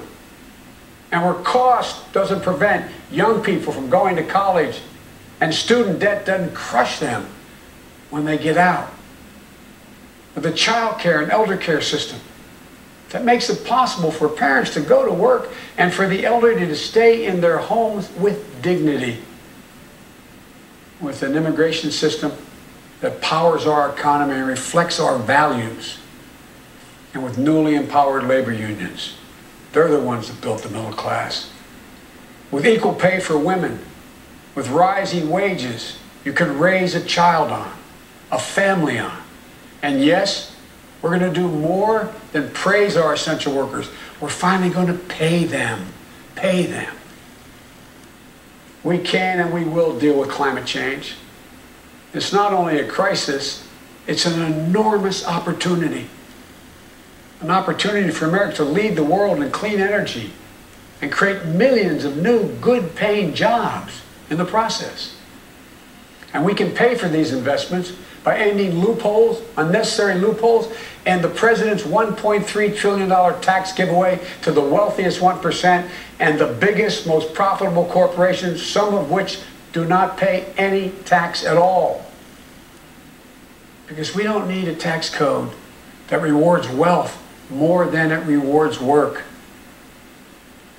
I'm not looking to punish anyone. Far from it. But it's long past time the wealthiest people and the biggest corporations in this country paid their fair share. And for our seniors, Social Security is a sacred obligation, a sacred promise made. They paid for. The current president is threatening to break that promise. He's proposing to eliminate a tax that pays for almost half the Social Security without any way of making up for that lost revenue, resulting in cuts. I will not let that happen. If I'm your president, we're going to protect Social Security and Medicare. You have my word. One of the most powerful voices we hear in the country today is from our young people. They're speaking to the inequity and injustice that has grown up in America. Economic injustice, racial injustice, environmental injustice. I hear their voices. If you listen, you can hear them too. And whether it's the existential threat posed by climate change, the daily fear of being gunned down in school, or the inability to get started in your first job, it will be the work of the next president to restore the promise of America to everyone. And I'm not going to have to do it alone, because I'll have a great vice president at my side. The American story. She knows about all the obstacles thrown in the way of so many in our country. Women, black Americans, South Asian Americans, immigrants, the left out and the left behind. But she's overcome every obstacle we're faced. No one's been tougher on the big banks and on the gun lobby. No one's been tougher in calling out the current administration for its extremism, its failure to follow the law, its failure to simply tell the truth. Kamala and I both draw from our families. That's where we get our strength. For Kamala, it's Doug and their families. For me, it's Jill and ours. I've said many times, no man deserves one great love in his life, let alone two. But I've known two. After losing my first wife in that car accident, Jill came into my life. She put our family back together. She's an educator, a mom, a military mom, and an unstoppable force. If she puts her mind to it, just get out of the way. She's going to get it done. She was a great second lady, and I know she'll make a great first lady for this nation.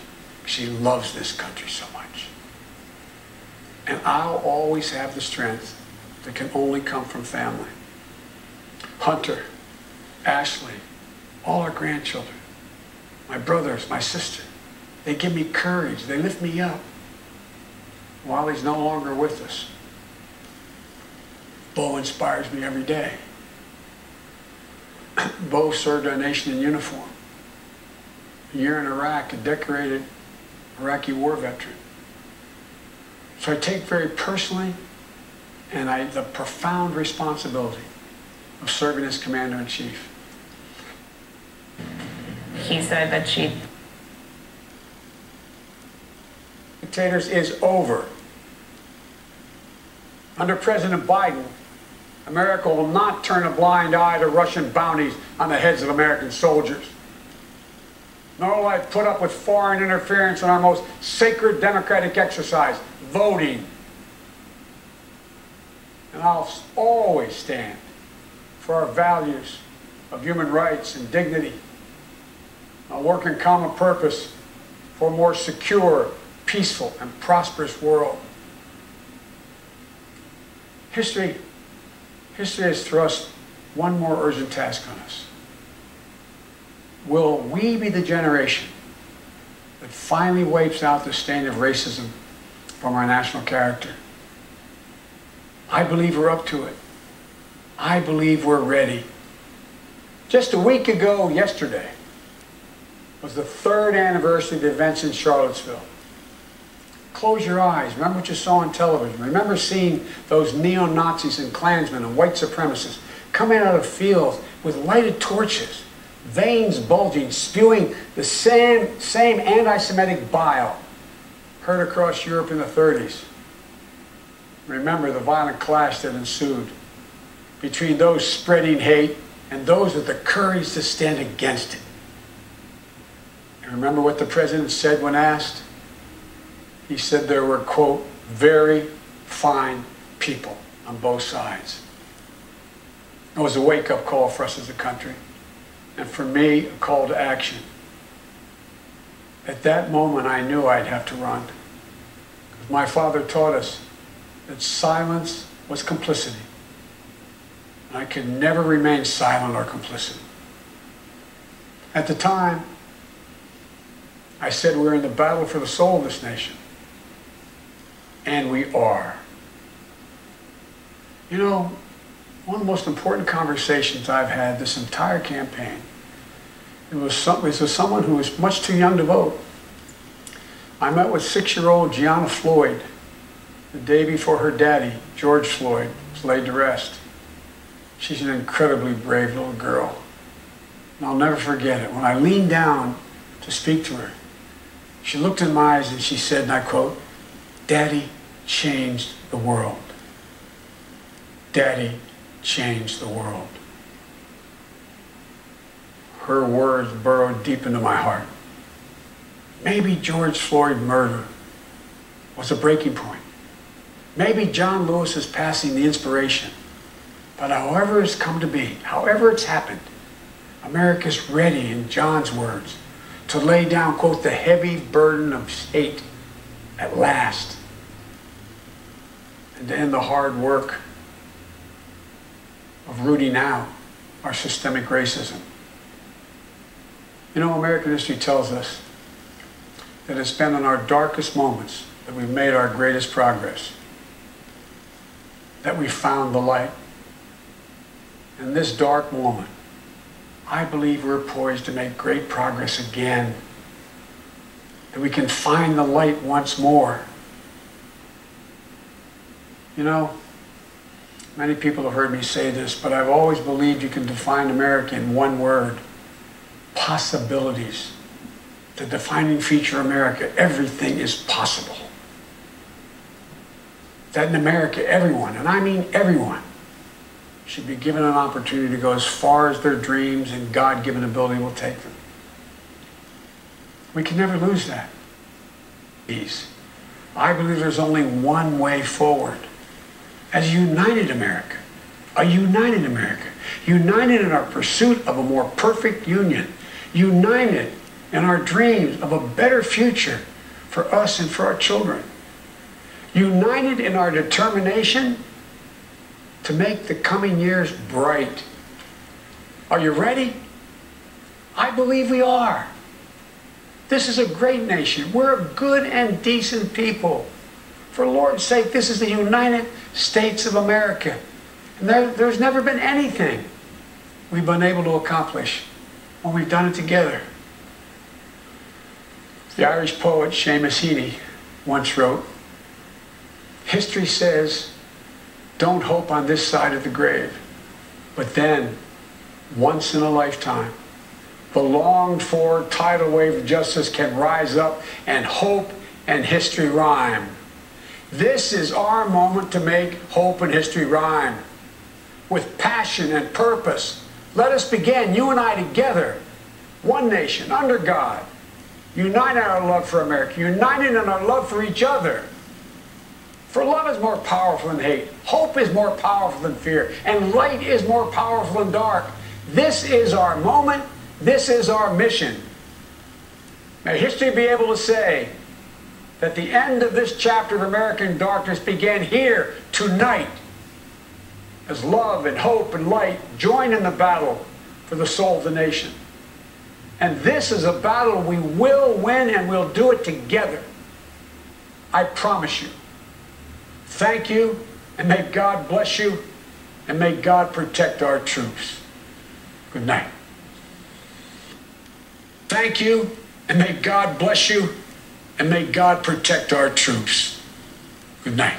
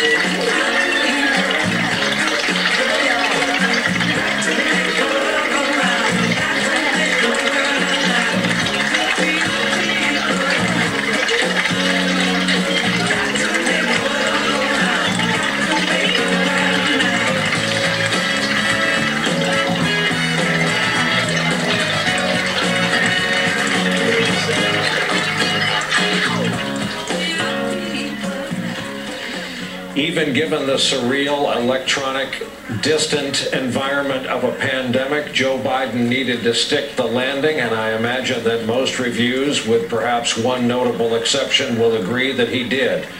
After a half-century in politics, Joe Biden now gets, albeit electronically, to claim his prize. His party's nomination. He now goes on to lead the way. The Democratic National Convention is now history. Joe around the country streaming in. They have more screens tonight for them to point at, and then he'll make his way out here to the parking lot and all of the cars for an appearance on the stage behind us. So this was what he needed to do for this crowd and for the crowd around the country. The question was it enough to affect this race and give him a bounce? Yeah, he tried to strike a hopeful tone. I think he said the word hope about 7 times in the early part of this speech. He started by quoting a civil rights leader saying, "Give people light."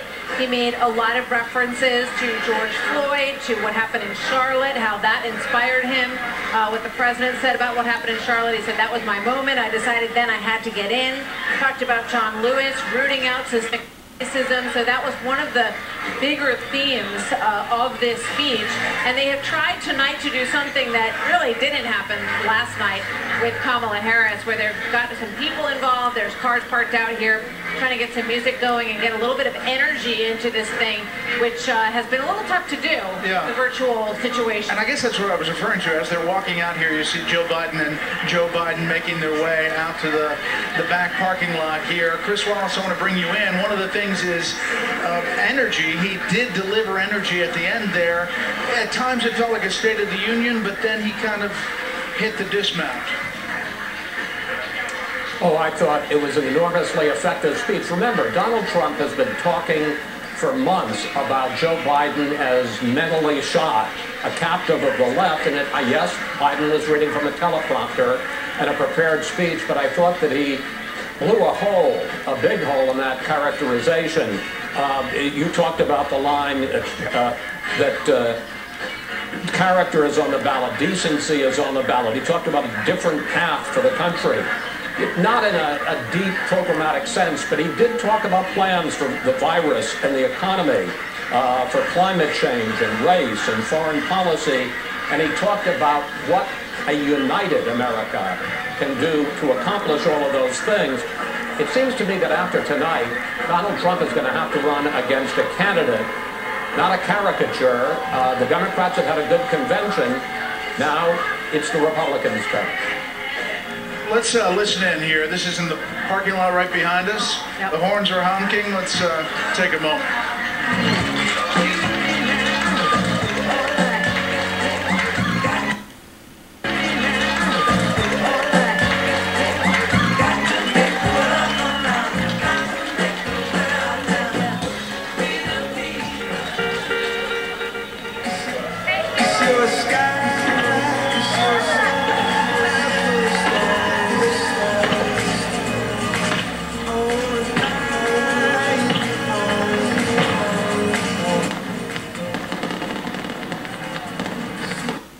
One part of the presidency that he has not taken very seriously, and that is the part of the presidency that is moral and emotional and almost like being a good parent. That was so much on display with Joe Biden tonight. If this is going to be a referendum this fall on Donald Trump, he very much provided the opposite. And I think the other thing, Judy, is that if we're looking for a historical parallel, there's never anything that's a perfect precedent. But go back to 1932, a time that so many people in this country were suffering from the Great Depression. They were disenchanted with the incumbent President Herbert Hoover. But Franklin Roosevelt had to make the case that he was the kind of human being with the life experience and the values that would equip him to be a president who could take us out of the darkness. That's the kind of speech that Joe Biden, I think, gave tonight. Joe did none of the things of which he now speaks. He will never change, just words. But I've got to tell you, George, I have been watching Joe Biden's speeches for many, many years. This was his most important speech, and he met this moment. I might say that this was his finest hour. Joe Biden gave what I believe was the speech of his life. I thought it was well crafted. well delivered. And the key message, he said, I will now be a Democratic candidate, but I will be an American president. He took it to Donald Trump, took the fight to Donald Trump, but this was ultimately a message of unity to the country. And I thought, again, the best speech I have ever seen Joe Biden deliver. He is saying it lays down a marker for Donald Trump next week. I don't know if they can match it. And don't go far, because we're going to need you here next week. The 2020 Democratic National Convention is now history. It's been a very different presentation from past conventions thanks to the pandemic, but the Democrats succeeded in uniting behind and launching the Biden-Harris ticket and arming it for battle against Donald Trump. And still remain socially distanced and give a sense of energy and excitement, which is difficult, obviously, to capture inside. Gloria Borger, David Axelrod, and Malika Henderson all watching along with us. Gloria, your thoughts? Well, life. And it's just such a surreal scene, Nora, to see him and Dr. Biden, Senator Harris, and her husband, Doug, with these masks on amid this crowd. Just such a surreal scene after such a different week in American politics. And certainly remember this image, because next week is the Republican convention, which is expected to look very different and feel very different. And so these two opportunities for the American electorate are to get a sense of what you want for the next 4 years. That's why the broadcast networks air these full speeches by both parties and political candidates, because the idea that journalism is what we need to make democracy work, and everyone should have the opportunity to hear the views expressed by those running for the most powerful job in the world. That wraps up the Democratic National Convention. Special thanks to our panel here at CBS News and all our CBS News correspondents and crews all across America. And tomorrow, a programming note, Vice President Mike Pence speaks with CBS. And so I believe this was the speech that he was supposed to give at this convention tonight. David Axelrod? Yeah, look, I said earlier that the test was, would he, as much how he presented the speech as the words he spoke. The words he spoke were powerful and they were strong. The way he delivered it was more than met the moment. You know, what struck me was that he didn't look like a guy who was reading a speech. He looked like a president speaking to the country. He owned those words. It was clear he felt those words. He expressed confidence. He brought the indictment against Trump, but he spoke with confidence about the way forward, and gave, I think, people watching the confidence that he had the energy and the vision to take them forward. He also delivered on what Van Jones mentioned earlier, on that populist economic message that was so important for people across this country to hear, and I think that will have great political benefit to him. But more than anything else, Joe Biden showed up, looked like a guy who was eager to be president, ready to lead this country out of this moment, and he desperately needed to do that here. This was the big test. He passed it. He's got debates ahead of him. There are 4 big tests, this and 3 debates. Well, he passed this one with flying colors. Malika Henderson, again, just watching this, and it's really just such an extraordinary scene of sort of coming up with a way to do something in the midst of a pandemic. And they did it. I mean, this kind of tableau of these candidates, the vice presidential nominee, a historic figure at this point, and Joe Biden there in the middle of that crowd that's cheering him on in the state that launched his political career. I thought his speech, I thought he nailed it tonight, opening with that elevator quote, give light and people will find a way, was extraordinary. I think a lot of progressives are going to be happy that KSFY, who just finished coverage of the Democratic National Convention. Yep, and taking a quick look at our forecast with Chief Meteorologist Phil Schreck. We actually had a couple sprinkles of rain in Sioux Falls earlier today. Yeah, just kind of a little bit of tease, I guess, if you needed some rain, which we do. We didn't amount to very much. There's a couple of showers in the southwest Minnesota. Will all be on the ballot. That came through. And what a speech should be is, this is what I believe is important. This is what I intend to do as president. And he certainly met that test.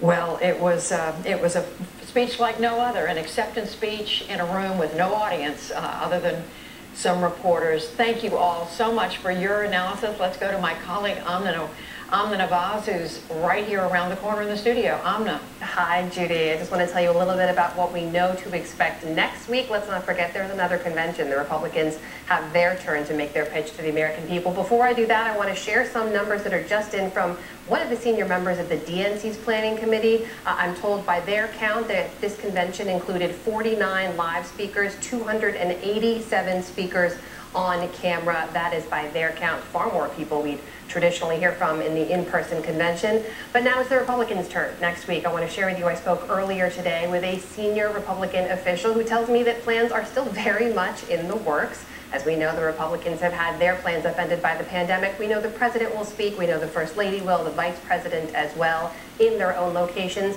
A number of senior Republican officials already confirmed: Nikki Haley, Tim Scott, Joni Ernst, Kevin McCarthy. I'm also told they will feature many more live events, fewer pre-recorded elements. They want to make it, in their own words, as engaging an experience as possible. And we'll be right here covering it all. Back to you, Judy. Well, thank you both for those statistics on the Democrat.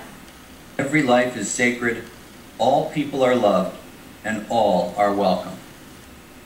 At one point, I said to would come away saying, I understand how Joe Biden stands on dealing with the #1 issue in America right now. There was poetry, though.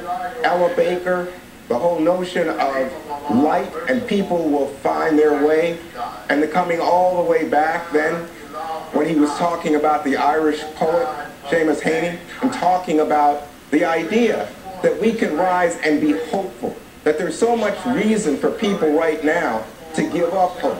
But he's saying don't give in to the politics of grievance and hatred and division. To me, this was poetic because so much of that is what's at stake in this country. When he said that line about laying down the burden of hate, that America is at this inflection point where we can lay down the burden of hate, I think it spoke to way more people than Black Lives Matter. I think it spoke to Americans in the suburbs. I think it spoke to Americans in rural America as well as Americans in the cities. That, you know what, we can move forward. We can overcome. In that sense, I just thought it was a terrific speech. Katie, let's hear your thoughts and look forward. The marker has now been thrown. The Republicans are next to take the baton. The race is on. President Trump was in Scranton, Pennsylvania today, taking on Joe Biden in his hometown. But at a time when the Biden campaign is not engaged in a grassroots effort, he did make it feel like tonight he was talking to you as an individual. It was a good speech until it gets fact-checked and scrutinized. And Joe Biden claims that he wants to unify the country, but the truth is, on the campaign trail, as we saw during the Democratic primary and previously in his political life, he does have a temper. So he will have to answer some of those questions about his policy positions, what he would have done differently on the coronavirus when they say it shouldn't be this way. Okay, well, what does that mean, and what would you do differently to make Americans' lives better on that front? And I think he should give Chris Wallace an interview now that they have gotten this speech and the convention off of the ground, and maybe Brett as well, to answer some real questions about what his plan is for moving forward. All right, panel. It's been a lot of fun. You know, we didn't know what it was going to look like. Now we do. We have one under our belt, but next week is a whole new ball game. We'll be back tomorrow. Thank you for watching. Great having everybody with us this week, and we'll see you back tomorrow. The Ingram Angle is up next. Good night, everybody, from Wilmington, Delaware. Good night. Good night.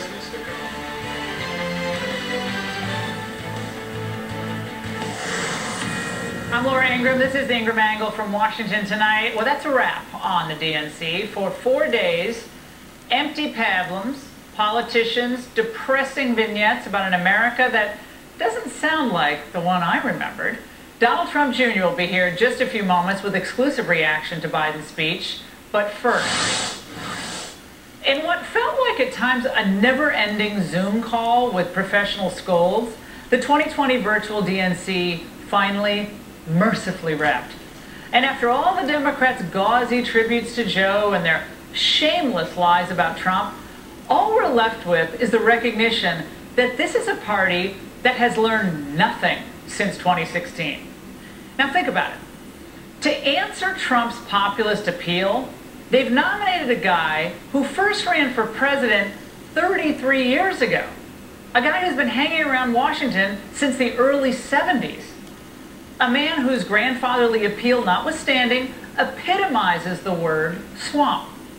And then this was the fourth and final night, indeed, of the Democratic National Convention. Another Trump associate, in other news, as they like to say, has run afoul of the law and the Justice Department. That would be Steve Bannon, now facing fraud charges in connection with a fundraising scheme to build Trump's border wall. More on that story ahead. Also, one of them stood on the debate stage with both Joe Biden and Kamala Harris. The other, considered for VP, serves in the Senate with Kamala Harris and was one of tonight's speakers. Julian Castro, Tammy Baldwin will both join us next live, and then later, analysis from three of our very best. Lawrence O'Donnell, Claire McCaskill, Steve Schmidt, also standing by as our special 2-hour edition of the 11th hour. Night 4 of the Democratic Convention is just getting underway on this Thursday night. I'm a proud Democrat, and I'll be proud to carry the banner of our party into the general election. So it's with great honor and humility, I accept this nomination for President of the United States of America.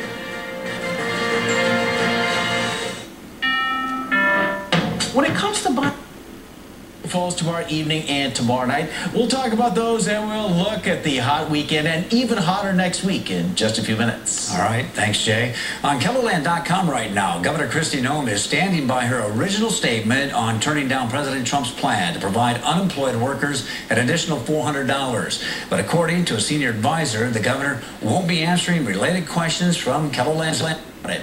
Capitol News Bureau reporter Bob Mercer has the full response from Noem's office on KELOland.com. With classes back in session at South Dakota's public universities, SDSU wants to make sure that it can quickly help anyone who may contract COVID-19.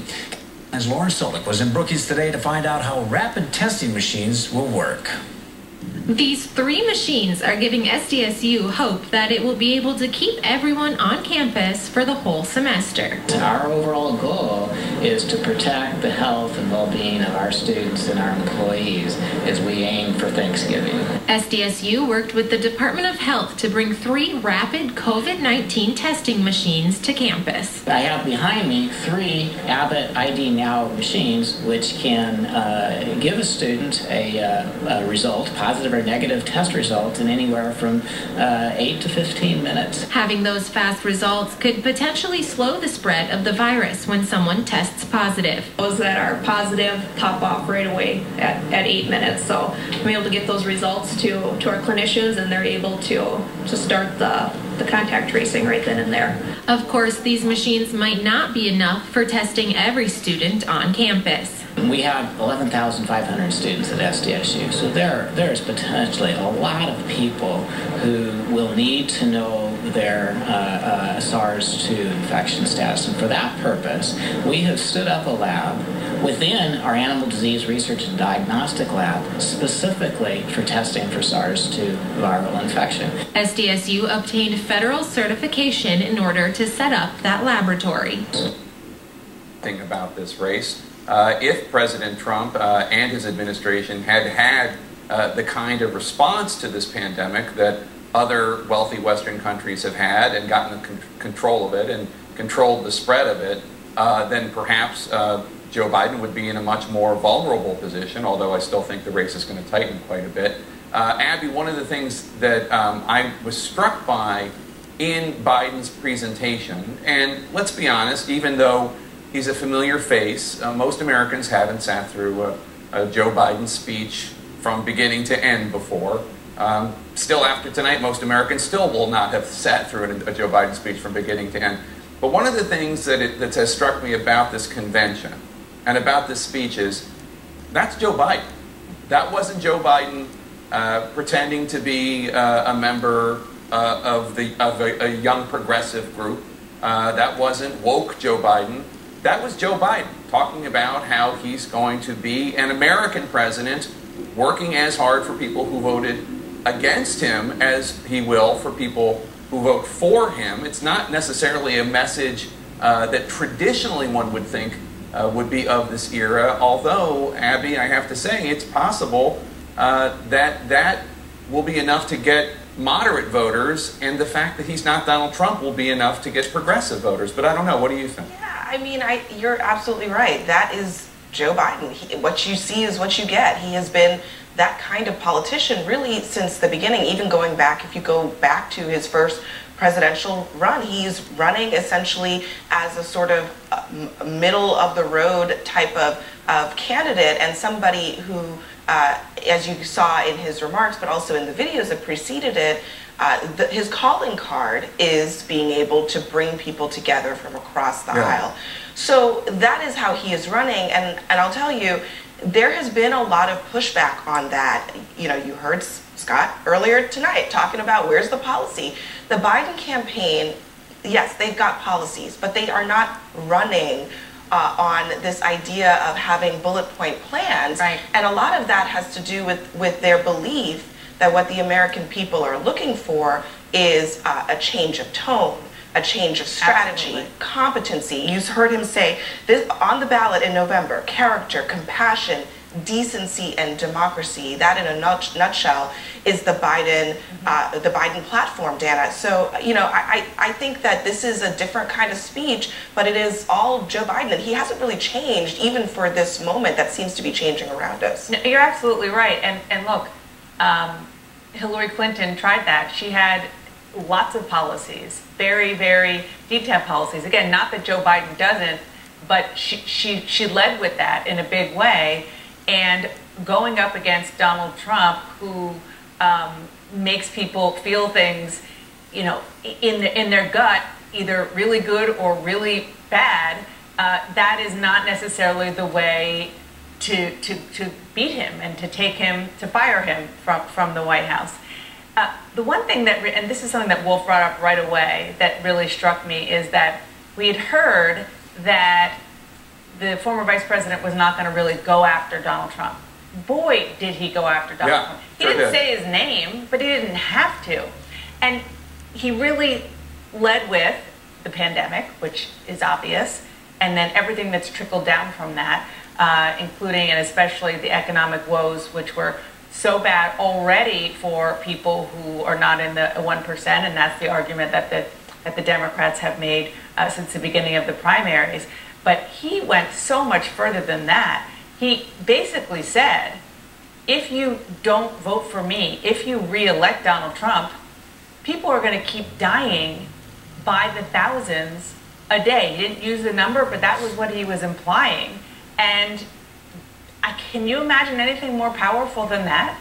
I mean, obviously people are looking at this through partisan lenses for the most part. For those who aren't and are really looking for a reason to say yes to Joe Biden and no to Donald Trump, perhaps that was enough. Well, and that's, I think, the larger point here, is that when Joe Biden said it didn't have to be this way, that's what every health expert says about the pandemic and how the United States, with 4% of the world's population, has 25% of the world's cases and more than 20% of the world's deaths, according to official numbers. That's what every health expert says. It didn't have to be this way. The Trump administration, just as a matter of fact and a matter of opinion of health experts, has not handled the coronavirus pandemic as well as other Western wealthy countries. And everybody in the country sees it. Now, of course, there are a bunch of people.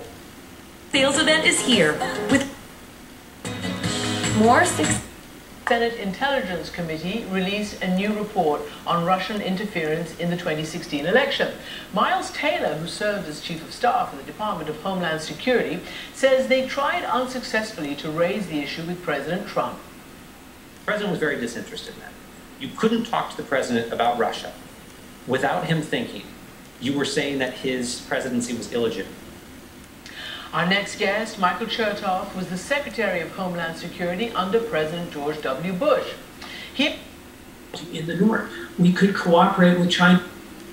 This election is going to come down to, it's going to be the swamp versus freedom in America. It's going to be socialism, as you've seen with the Bernie Sanders Joint Unity platform on Joe Biden's website. It's going to be socialism versus freedom versus the Constitution. All of those things that the Democrats don't believe so much in. You also didn't hear, because again, they brought up the hoax nonsense quote that they've manipulated and the media has carried their water with for months about Charlottesville.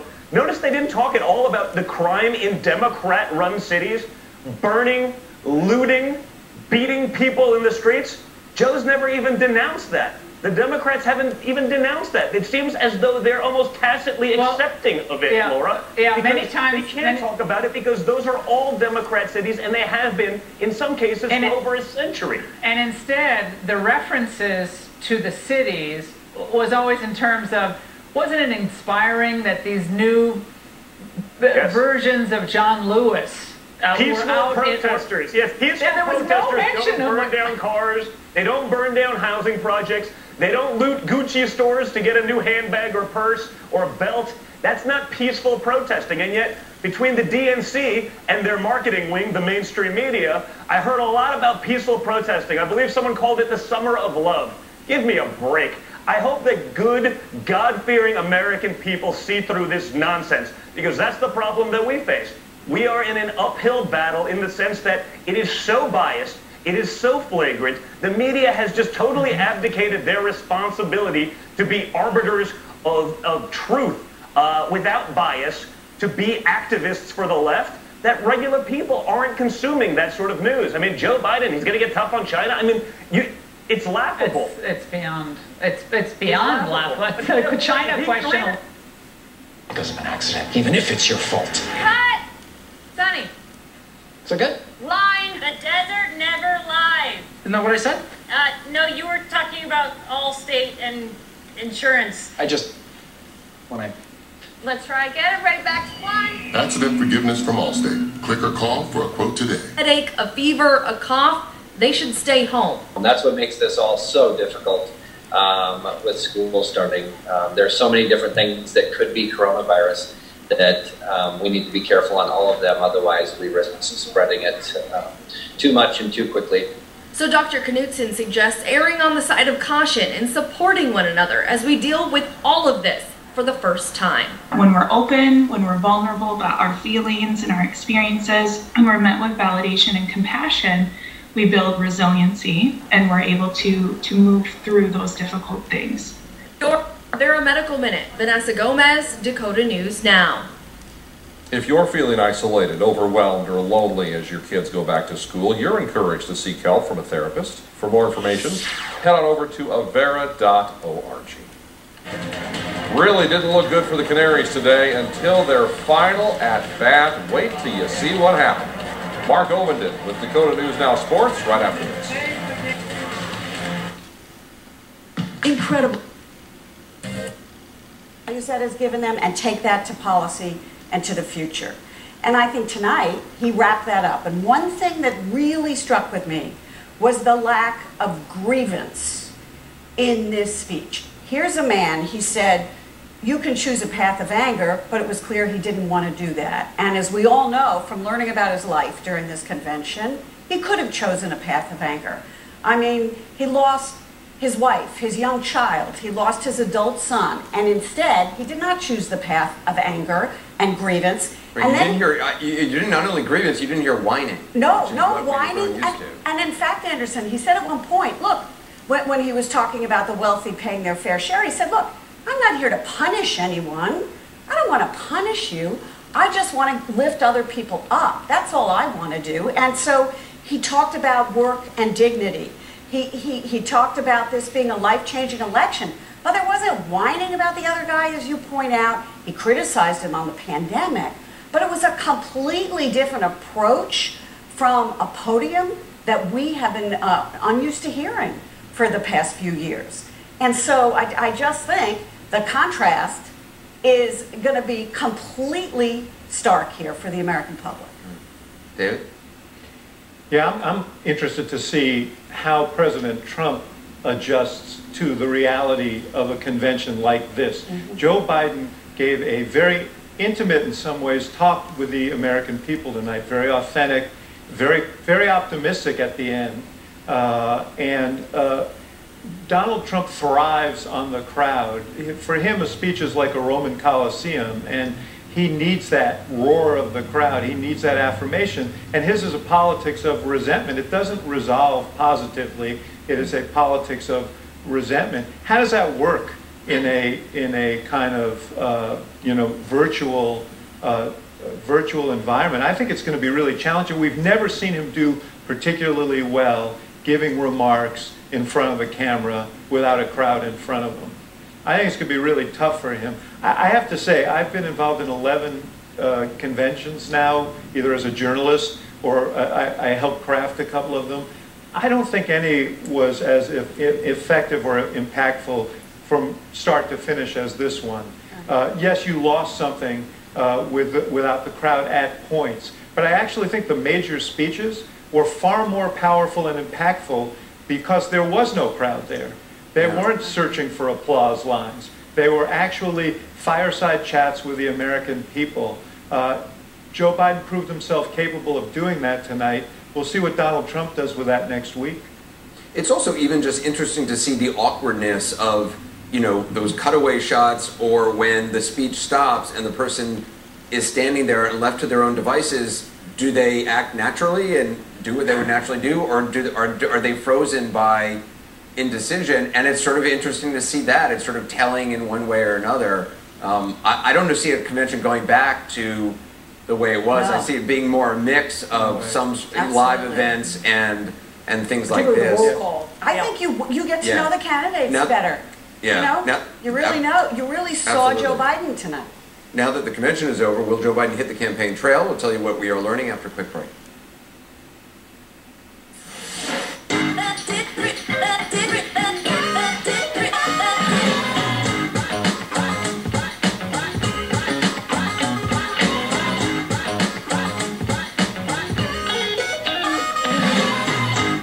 Want eyes that wow? Try and reward at the end of it, I think strikes people, especially in an emergency, as really, really gross. And so Joe Biden can talk about light and hope and try to give positive notes to his speech, but when the speech also contains that, there's really nothing positive about it.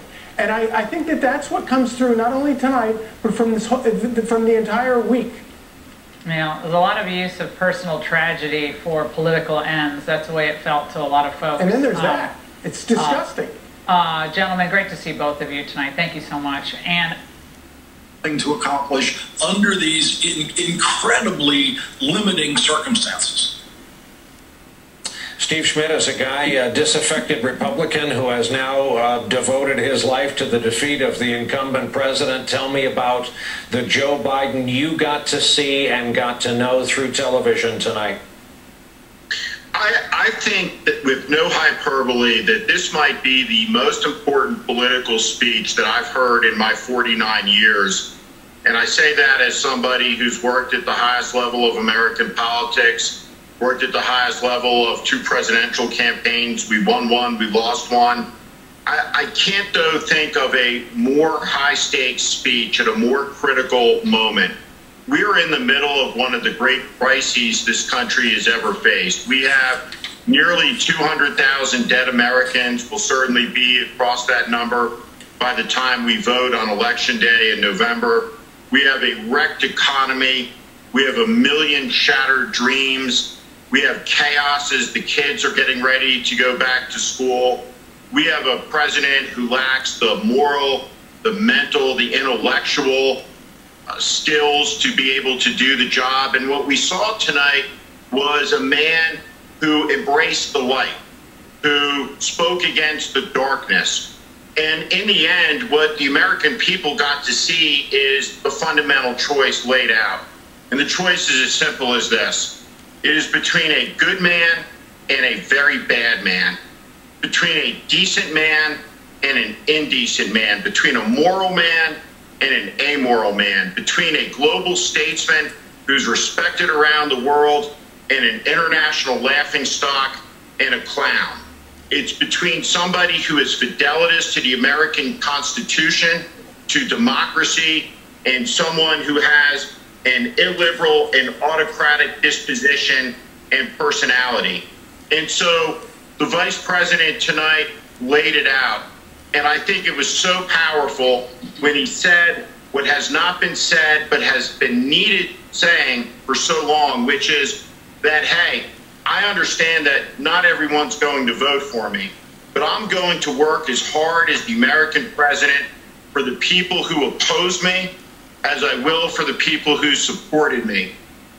What he was saying in that moment is we're all in it together.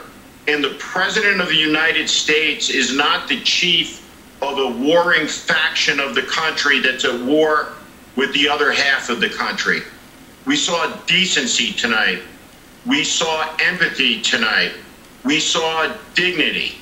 We saw the possibility of American renewal and restoration laid out in the greatest speech that Joe Biden has delivered in his long public career, but also one of the most important political speeches framing the most fundamentally important choice this country has faced in an election since we voted in November of 1864 and decided in that election whether we would remain a United States, whether the Union would endure or not.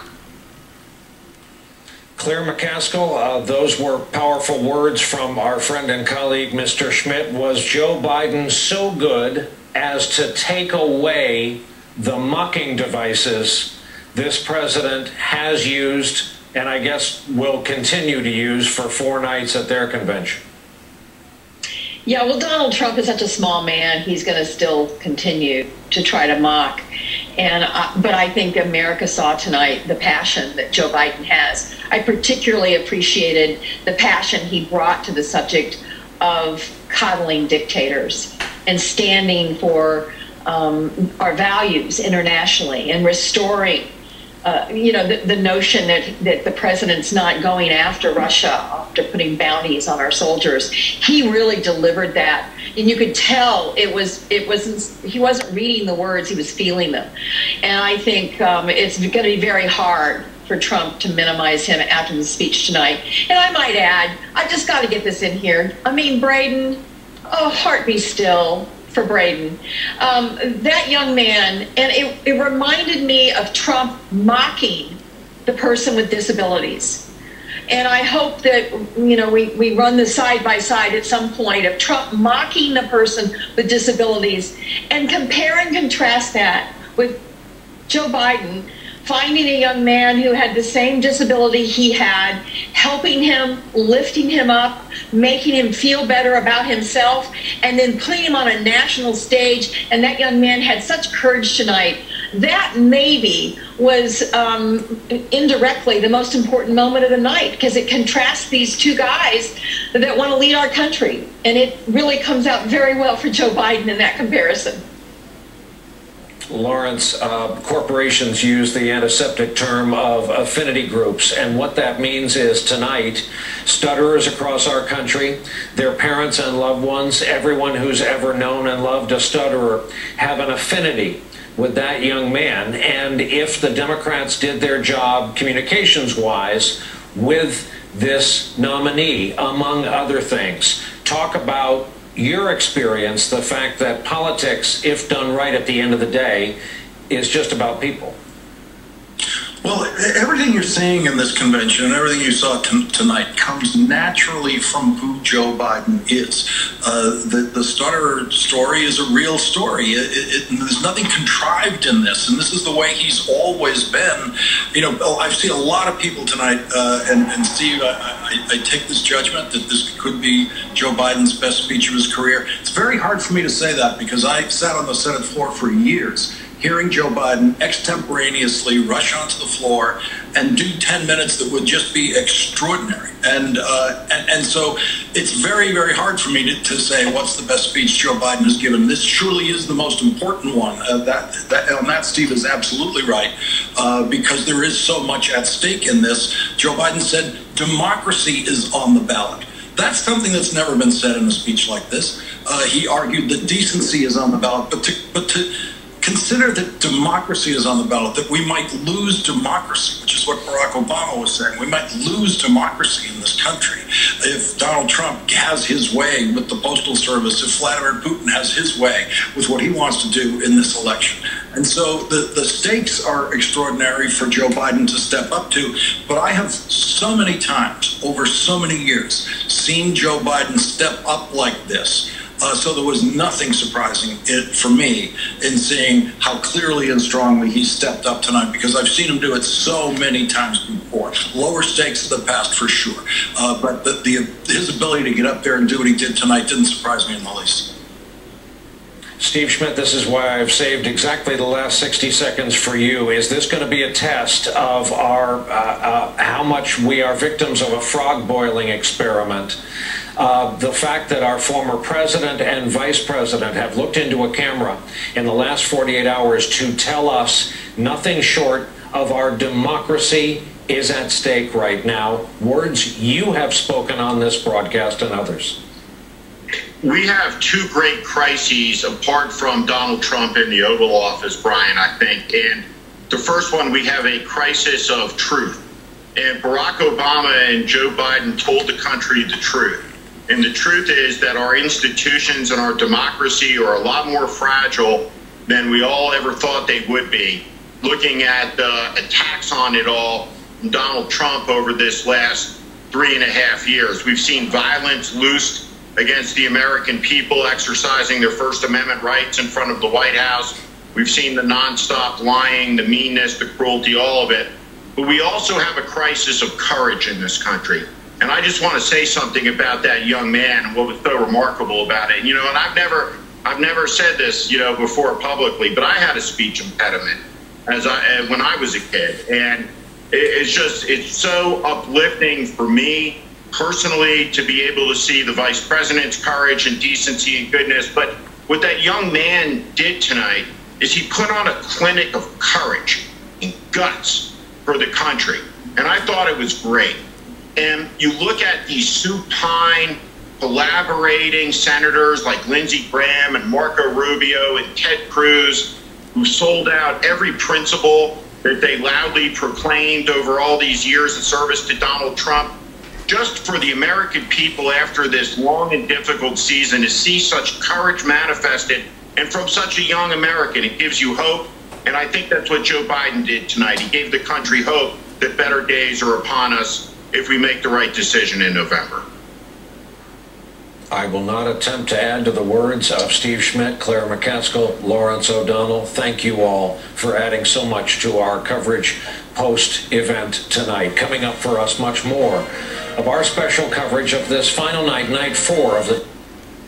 And have all my teeth, clear choice, put to...